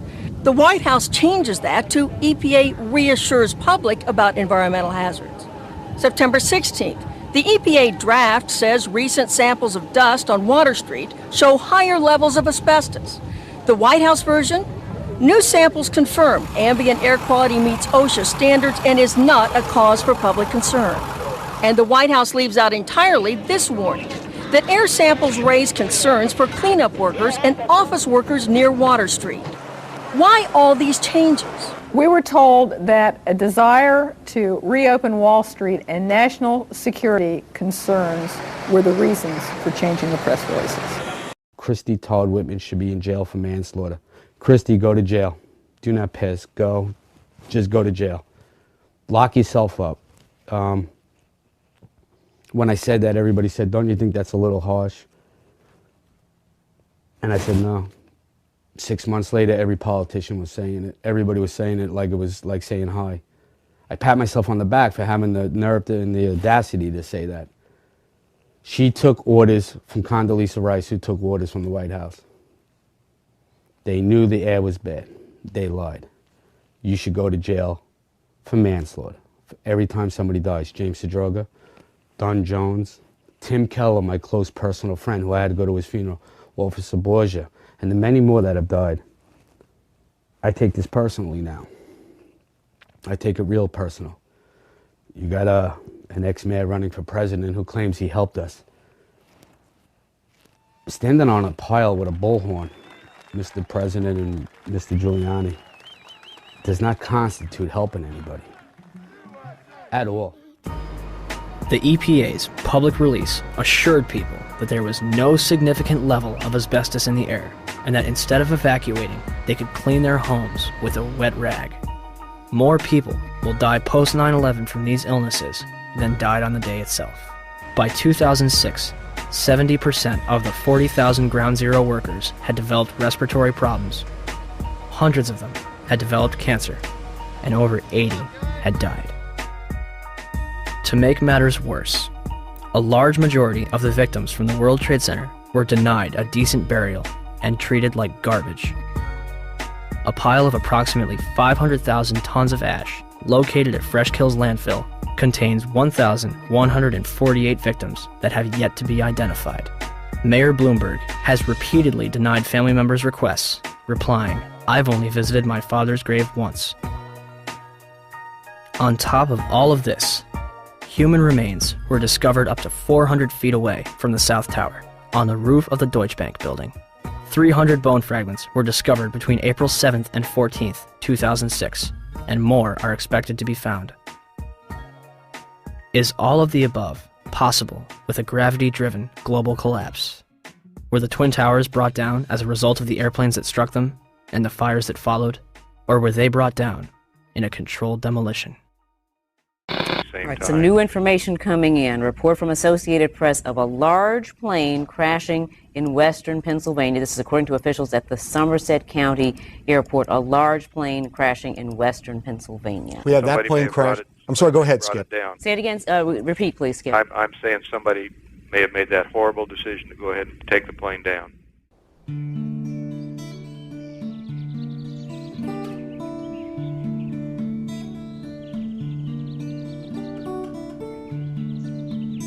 (10:03 a.m. Shanksville, Pennsylvania. United Airlines Flight 93 allegedly plows into an abandoned strip mine at 580 miles per hour. 20 minutes flying time from Washington, D.C.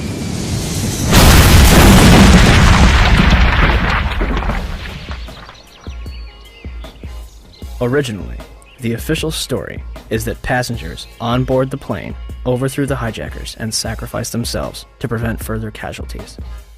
The 9/11 Commission will later conclude that hijacker Ziad Jarrah, anticipating a cockpit overthrow, crashes the plane into the ground. Debris from Flight 93 was found considerable distances from the crash site. The debris here is spread over a 3 to 4 mile radius, which has now been completely sealed off and is being treated, according to the FBI, as a crime scene. This is one of those cases where the pictures really do tell the story, that sort of the most horrifying aspect of this particular crash scene is how little debris is visible. That's really all you see is a large crater in the ground and just tiny, tiny bits of debris. There has been at least one report that the investigators out there, and there are hundreds of them, as I said tonight, have found nothing larger than a phone book. Well, Darren, in the last hour or so, the FBI and the state police here have confirmed that they have cordoned off a second area about 6 to 8 miles away from the crater here where this plane went down. This is apparently another debris site, which raises a number of questions. Why would debris from the plane, and they identified it specifically as being from this plane, why would debris be located 6 miles away? Could it have blown that far away? Seems highly unlikely. Almost all the debris found at this site is within 100 yards, 200 yards away. So it raises some questions. We don't want to over-speculate, of course. It seems to me, from covering a number of plane crashes on the scene, that if nothing else, you can say this is not typical for a plane crash to be spread across an area this large. It certainly doesn't make sense because most of the debris has been found in a very compact area within 100 yards, 200 yards, maybe a little beyond that.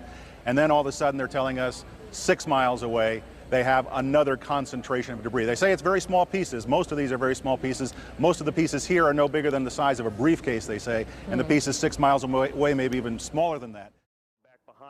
Did they find a plane in Shanksville? Within the last hour. I want to get quickly to Chris Kanicki.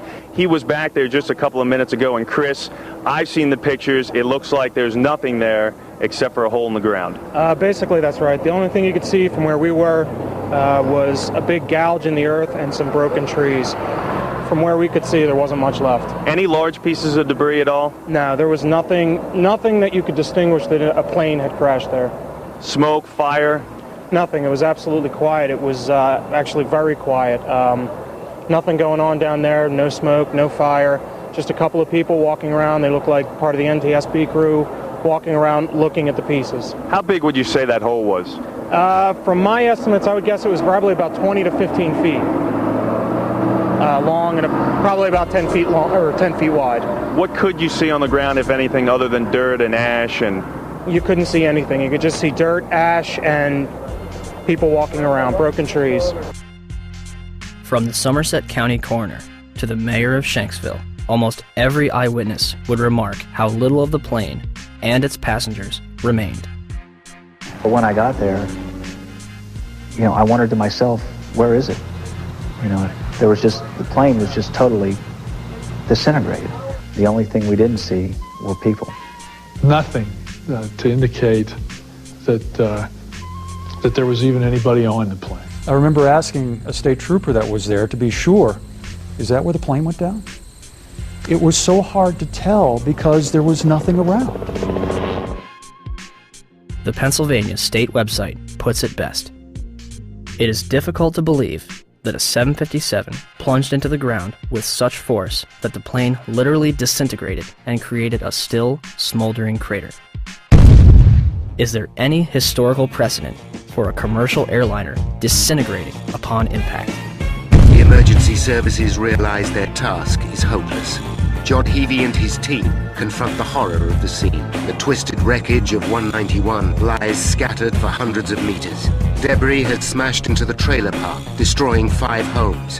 In 1988, Pan Am 103 exploded in mid-air over the town of Lockerbie in Scotland, killing 270 people. Terrorists checked a bag containing a bomb into the hold, but didn't board the plane. The sea below them is on fire.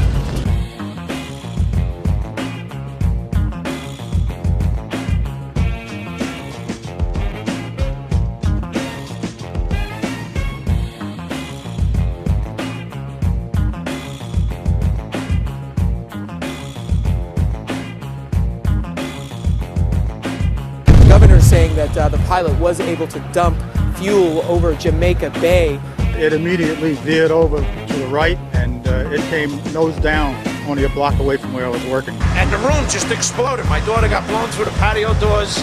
My wife got blown into the living room, and I got blown out the patio doors behind my daughter. Several blocks away from the primary crash scene, the aircraft may have been rocked by vibrations severe enough to knock the engines off the wings. Jim, let me just tell our audience what you're looking at. These are from Jamaica Bay. This is clearly a part of the plane. Yes, that would be the horizontal stabilizer, the vertical tail fin on the back of the airplane.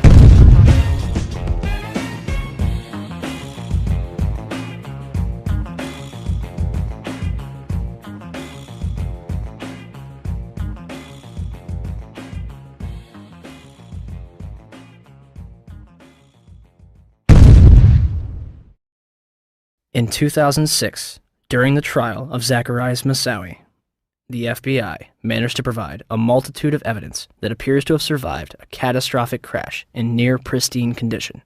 Among the exhibits were a red bandana, a Kingdom of Saudi Arabia driver's license, John Talignani's driver's license, and flight attendant Cece Lyle's personal effects, including her driver's license and Marriott hotel card. Although a 757 managed to obliterate itself upon impact, paper and fabric managed to survive without a scratch. They also released pictures of an engine and 2 pieces of fuselage. It is not specified where those were found.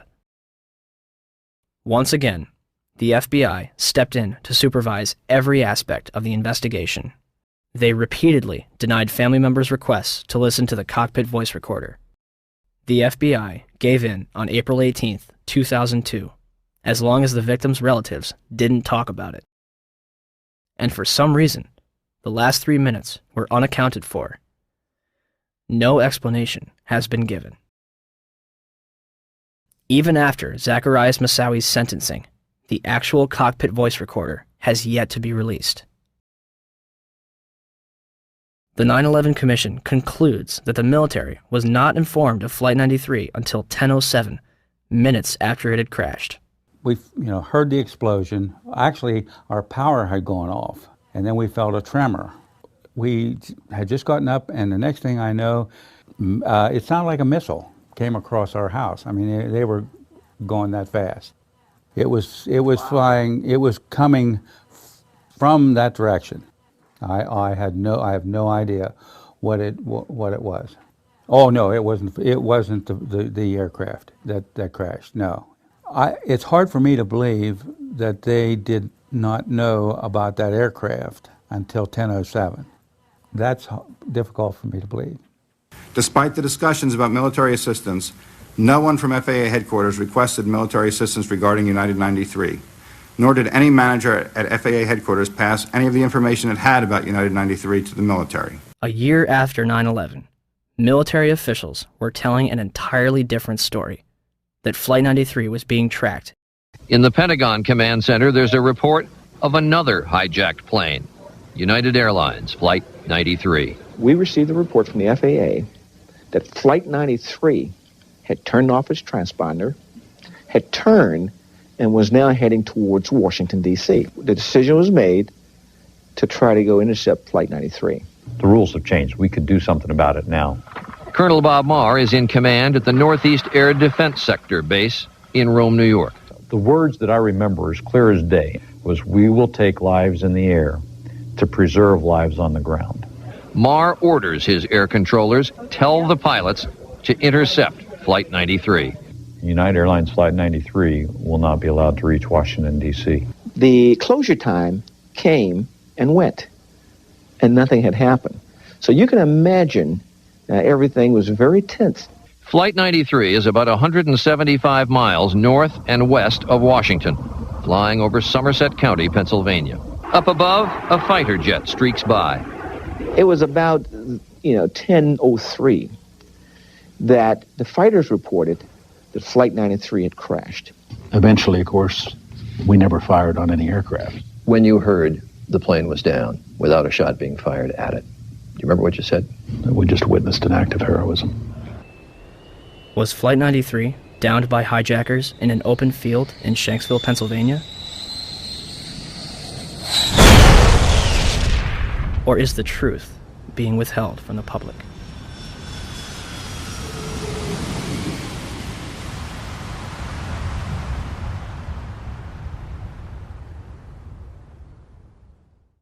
I want to tell you that we are getting word from New York right now that another building has collapsed. I understand that this is a 47-story building. It's Building 7 of the World Trade Center, we understand, has collapsed in New York. And there you saw a video of it. Now, whether we don't even know whether this was something that was engineered for safety reasons or it just happened. For the third time today, it's reminiscent of those pictures we've all seen too much on television before, when a building was deliberately destroyed by well-placed dynamite to knock it down.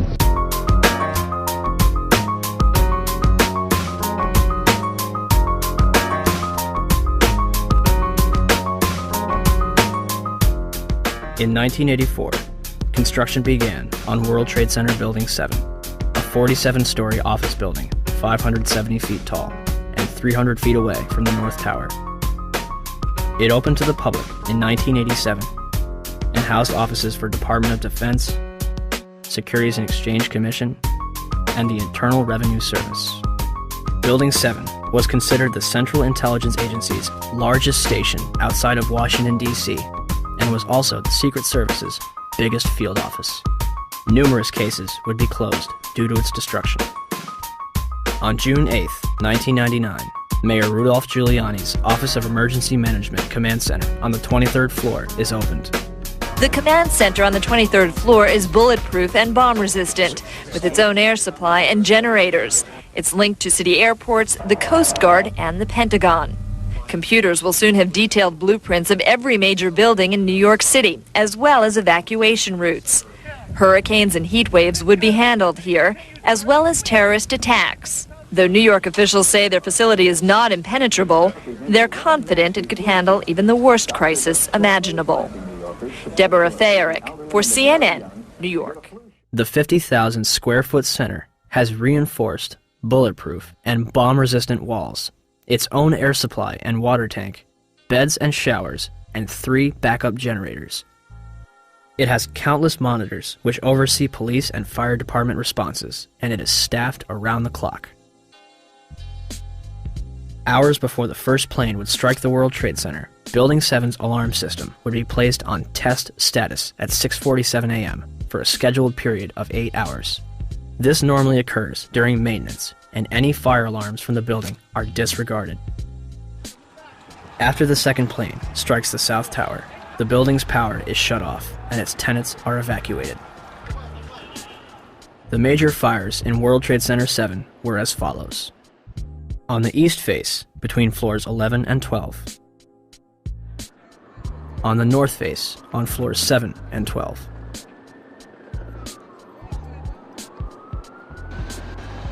On the west face, between floors 29 and 30. Smoke obscures the entire south face of the building.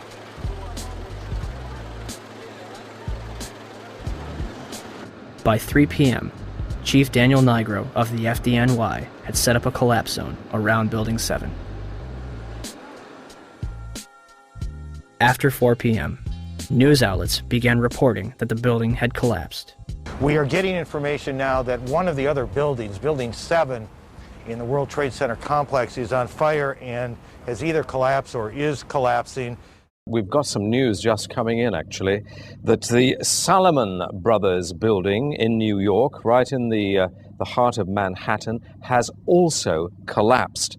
Now, more on the latest building collapse in New York. You might have heard a few moments ago I was talking about the Salomon Brothers building collapsing. And indeed it has. Apparently that's only a few hundred yards away from where the World Trade Center towers were. And it seems that this was not a result of a new attack.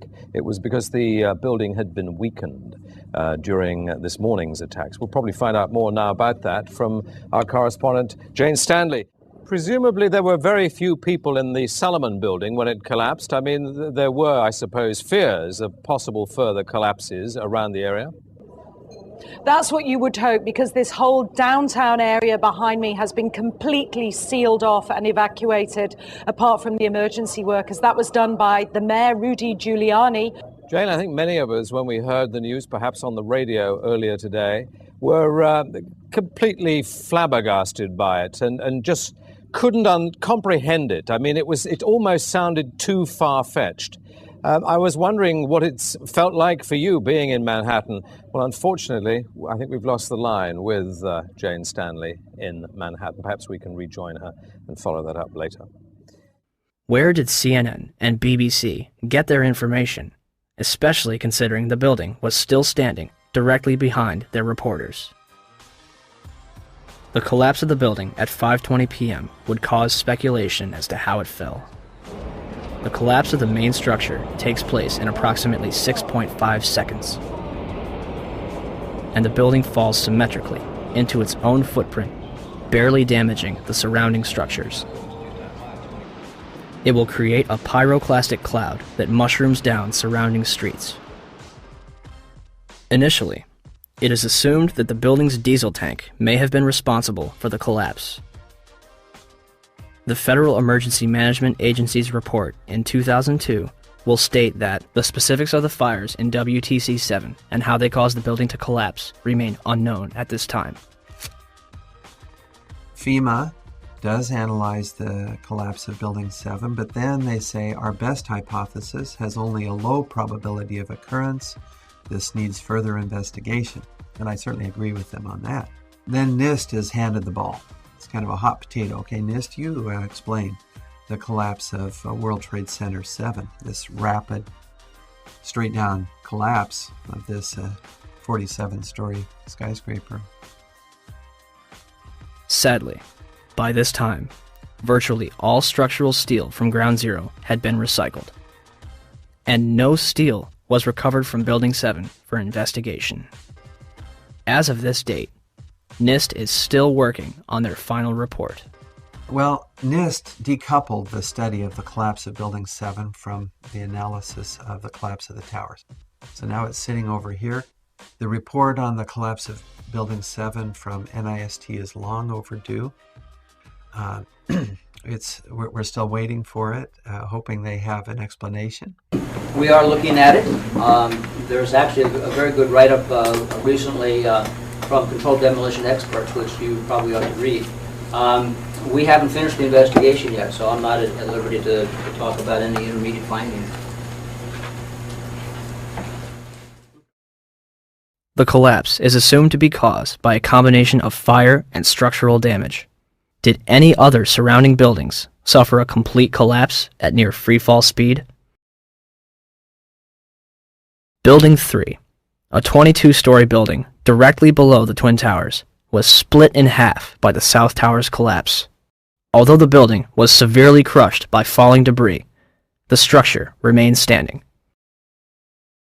Building 4, a 9-story building east of the South Tower, was almost completely destroyed.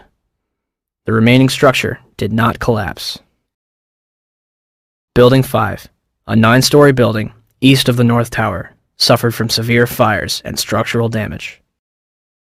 Building 6, an 8-story building between the North Tower and Building 7, suffered a giant gouge in its roof and severe fires.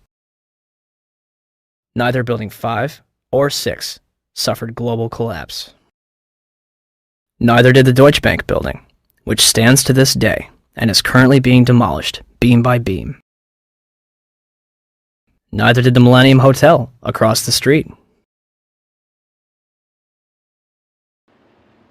Building 7 burns over a number of floors and suffers structural damage to its south face before collapsing completely to the ground. Did anything occur inside the building that might cause a collapse? We started walking down the stairs. We made it to the 8th floor. Big explosion. Blew us back into the 8th floor. And I turned to Hesh. I said, this is it. We're dead. We're not going to make it out of here. And we have Frank Uciardo back on the phone with us, Brenda, with some New York City officials. Frank, go ahead. That's right. I'm standing here right now just off Broadway by City Hall with Michael Hess, who is the city's corporation counsel. Mr. Hess, you were trapped in, I believe, 7 World Trade Center. Go ahead, sir.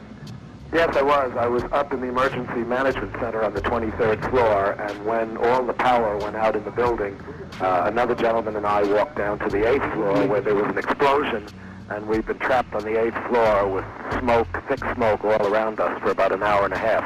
But the New York Fire Department, as terrific as they are, just came and got us out. Their experience is mentioned by NIST's interim report on Building 7. However, the authors claim it is the collapse of the North Tower. The glass on the ground floor was not even blown out. Would debris and smoke rushing up the stairway be described as an explosion? So, we have a 47-story steel-framed skyscraper, which housed various government agencies and numerous important documents, damaged less than the other World Trade Center buildings. At 5:20 p.m., all structural elements inside Building 7 simultaneously fail, and it collapses symmetrically, imploding into a pile of rubble. This building had 81 columns, 24 core and 57 perimeter, running from the basement to the roof. For the building to have collapsed the way it did, all 81 of these columns had to collapse simultaneously. Could fires on a few floors have heated up all these columns to the breaking point at the same time? Let's ask the 9/11 Commission. Governor Keane, may I ask another question, please? At 5:20 p.m. on September 11th, World Trade Center building number 7, 47-story modern frame steel skyscraper that no plane hit, collapsed into a neat little pile onto itself and exhibiting all the characteristics of controlled demolition. FEMA, in their investigation, didn't say that. They said that fire must have knocked it down, but they couldn't figure out how. Video evidence shows what appears to be explosive squids going up the side of the building from south to north or from bottom to top as the building collapsed. There was molten metal found in the basement of that building at temperatures that exceeded anything normal fire could cause. With all the confusion about what happened to Building 7, why is there not a word about the collapse of that building in the 911 Commission report? We didn't see any evidence of the kind of thing you're talking about. We thought that was part of the tragedy of 9/11. The building collapsed later on. There was not a loss of life in that building. And it was not part of our report. Not part of the report. Thanks. Governor? So for the 9/11 Commission to totally ignore that, I think is unconscionable and shows that they did not do a thorough job. Did Building 7 collapse because of damage from the falling North Tower? Or was it also a controlled demolition? Die moesten het doen terwijl het binnen nog brandde.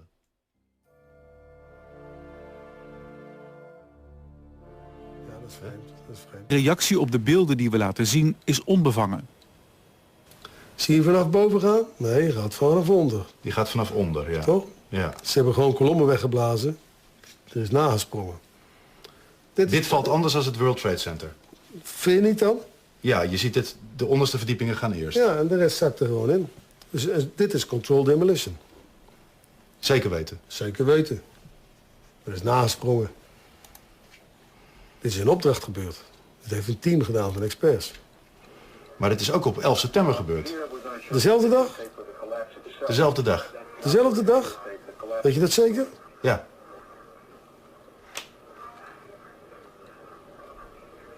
Was het zeker weten de 11e? Dat kan geen waar zijn. 7 uur nadat de World Trade Center naar beneden viel. Ja? Hebben ze hard gewerkt.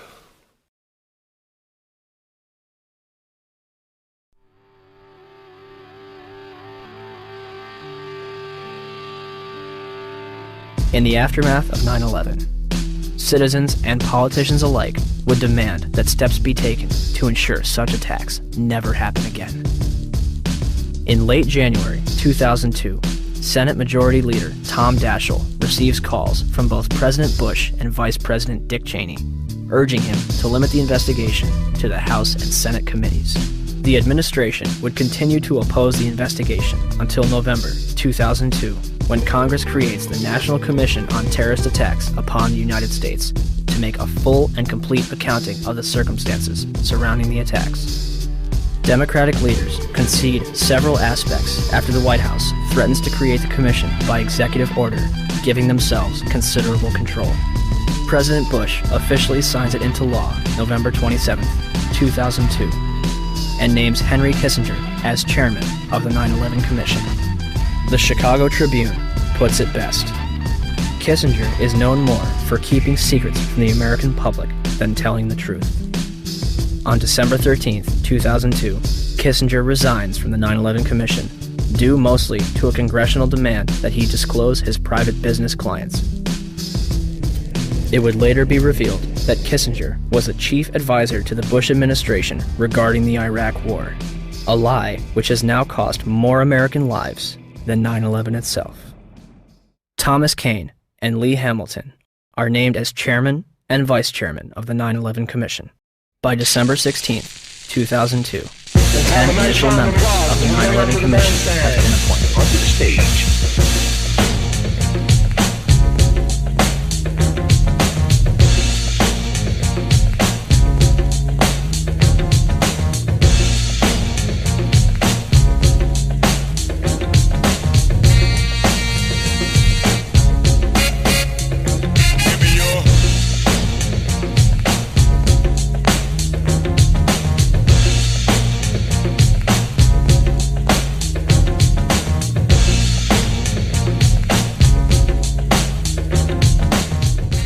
And the man missing from this picture? Philip Zelikow, Executive Director. He would shape both the commission and its final report.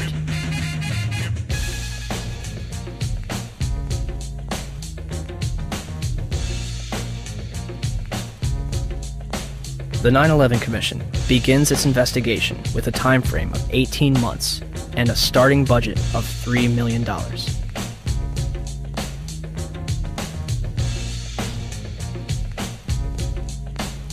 January 27, 2003.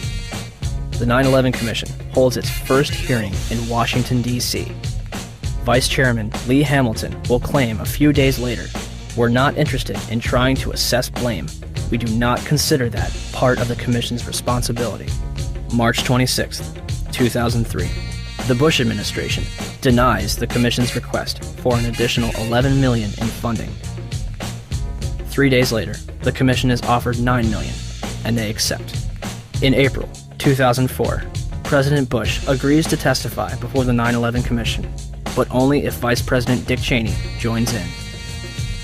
Why did they insist on appearing together? The 9/11 Commission wants to ask us questions. That's why we're meeting, and I look forward to meeting with them and answering their questions. I was asking why you're appearing together rather than separately, which was their request.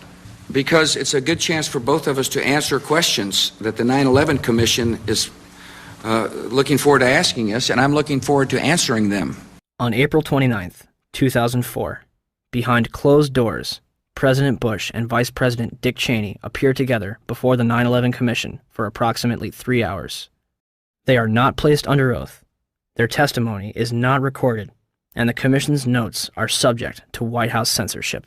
President, as you know, a lot of critics suggested that you wanted to appear jointly with the Vice President so that you two could keep your story straight or something. Yeah. Can you tell us what you think of the value of appearing together and how you would answer those critics? Yeah, first of all, look, I mean, if we had something to hide, we wouldn't have met with them in the first place. I came away good about the session. I think they found it to be useful. Yeah, Adam. Mr. President, Yes. don't you think that the families deserve to have a transcript or to be able to see what Adam, you you said? asked me that question yesterday. For an I answer got the today. same answer, yeah. May 19, 2004, Rudolph Giuliani testifies before the 9/11 Commission. We will now hear from our first witness, very distinguished former mayor of New York City, Rudy Giuliani. Mayor Giuliani, would you please rise and raise your right hand and place you under oath? And the fact that so many of them interpreted it that way kept a much calmer situation and a much better evacuation. These people. I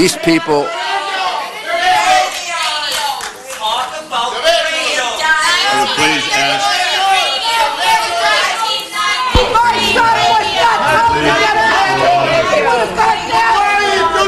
My son was murdered!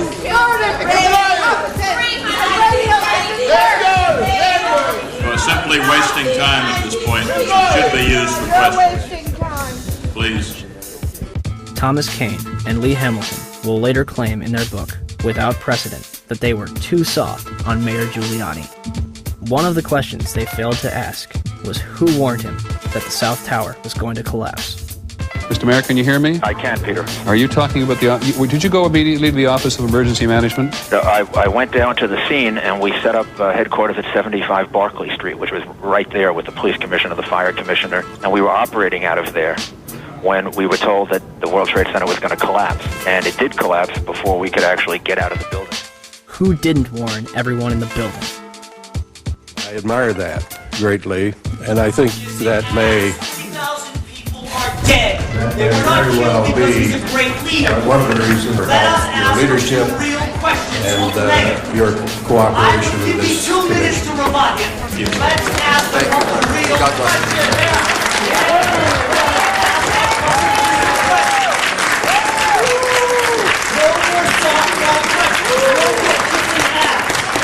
My brother's a fireman. I want to know why 300 firemen died. And I've got some real questions. Let's ask some real questions. Is that unfair? The 9/11 Commission would release its final report on July 22, 2004, and closed its doors on August 21st. So the 9/11 Commission was a cover-up. The question is what it was covering up. The charitable explanation is gross negligence, malfeasance, misfeasance, and what you call it, okay? If you can't read all 571 pages of the report, in August 2006, the 9/11 Report comic book was released. It should tell you all you need to know.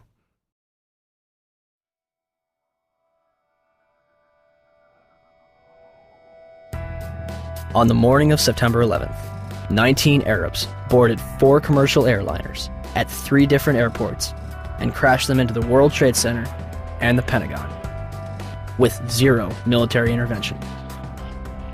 Or, we have been and continue to be lied to about the events of September 11th, and that elements within the United States government and mainstream media continue to cover up the truth. These are the same people that lied about weapons of mass destruction. They endorsed a lie that's killed several 100,000 innocent people overseas. Could they also endorse a lie that killed almost 3,000 innocent people in our own country? Our entire foreign and domestic policy has been based upon the events of September 11th. It has enabled the passage of Patriot Act 1 and 2,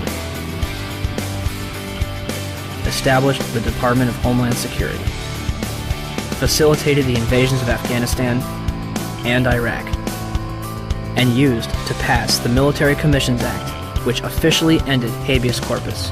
Habeas corpus in Latin means you have the body. It's a provision in the law where no one can just scoop up someone, put them in a black hole, and keep them there without that person having the right to appeal to a court and say, you have the body, now what do you charge this person with, and what redress does he or she have? As well as domestic surveillance, all in the name of fighting terrorism. And who ends up paying for all this? You do. Your children do. When President Bush entered office, he inherited a $284 billion surplus. His administration is now responsible for 4 out of the top 5 deficits in history. The 5th place belongs to his father. As of November 2nd, 2005, the Bush administration had borrowed more from foreign nations than all previous administrations combined. From 1776 to 2000, 42 presidents borrowed a total of $1.01 trillion from foreign governments and institutions. From 2001 to 2005, the Bush administration alone borrowed $1.05 trillion. Where does this money go? The government designed by the people, for the people, has turned its back on us. Or have we turned our backs on it? They spy on us. They torture and imprison innocent civilians. Ask yourself, what's happening? Where are we headed? And would we be here today without 9/11? Will somebody please tell us who's in charge? We need order. We can't stand this new world slaughter. It reeks of oil seats and bloody handshakes, U.S. interests and war profiteers. Our life is here in the belly of the beast, where thieves kill the innocent and pray for peace. Slaughter for the chief commander. So we're at the White House steps, demanding answers, but they don't got none. We've got few choices: protest or pick up shotguns. We're so stressed, we know the watch might arrest us, so with the key for talking. And we ain't made no death threats. Feds upset, so our phones infested. Think John Lennon resurrected, speaking truth to power till we have no breath left. We say no more, we're gonna fight back. We want the truth out, we want our rights back. Loose change, changes loose, no stopping now. Changes loose, no stopping now. We say no more, we're gonna fight back. We want the truth out, we want our rights back. Loose change, changes loose, no stopping now. Changes loose, no stopping now. We keep our mouths and minds open, hoping we can change the world. Media blackout, still we don't act out. We've been civilized despite the killing. You call yourselves patriots, label us villains. My comrades and nomads that are born free, think it's rich kids, poor kids, lawyers and teachers. Dads, moms, past war veterans, peddling the truth. We ain't settling, the proof is clear as Watergate. You got a lot of hate trying to charm us with a plot of hate. What are you, an asshole? Your war's illegal, your cause is evil, you bomb people.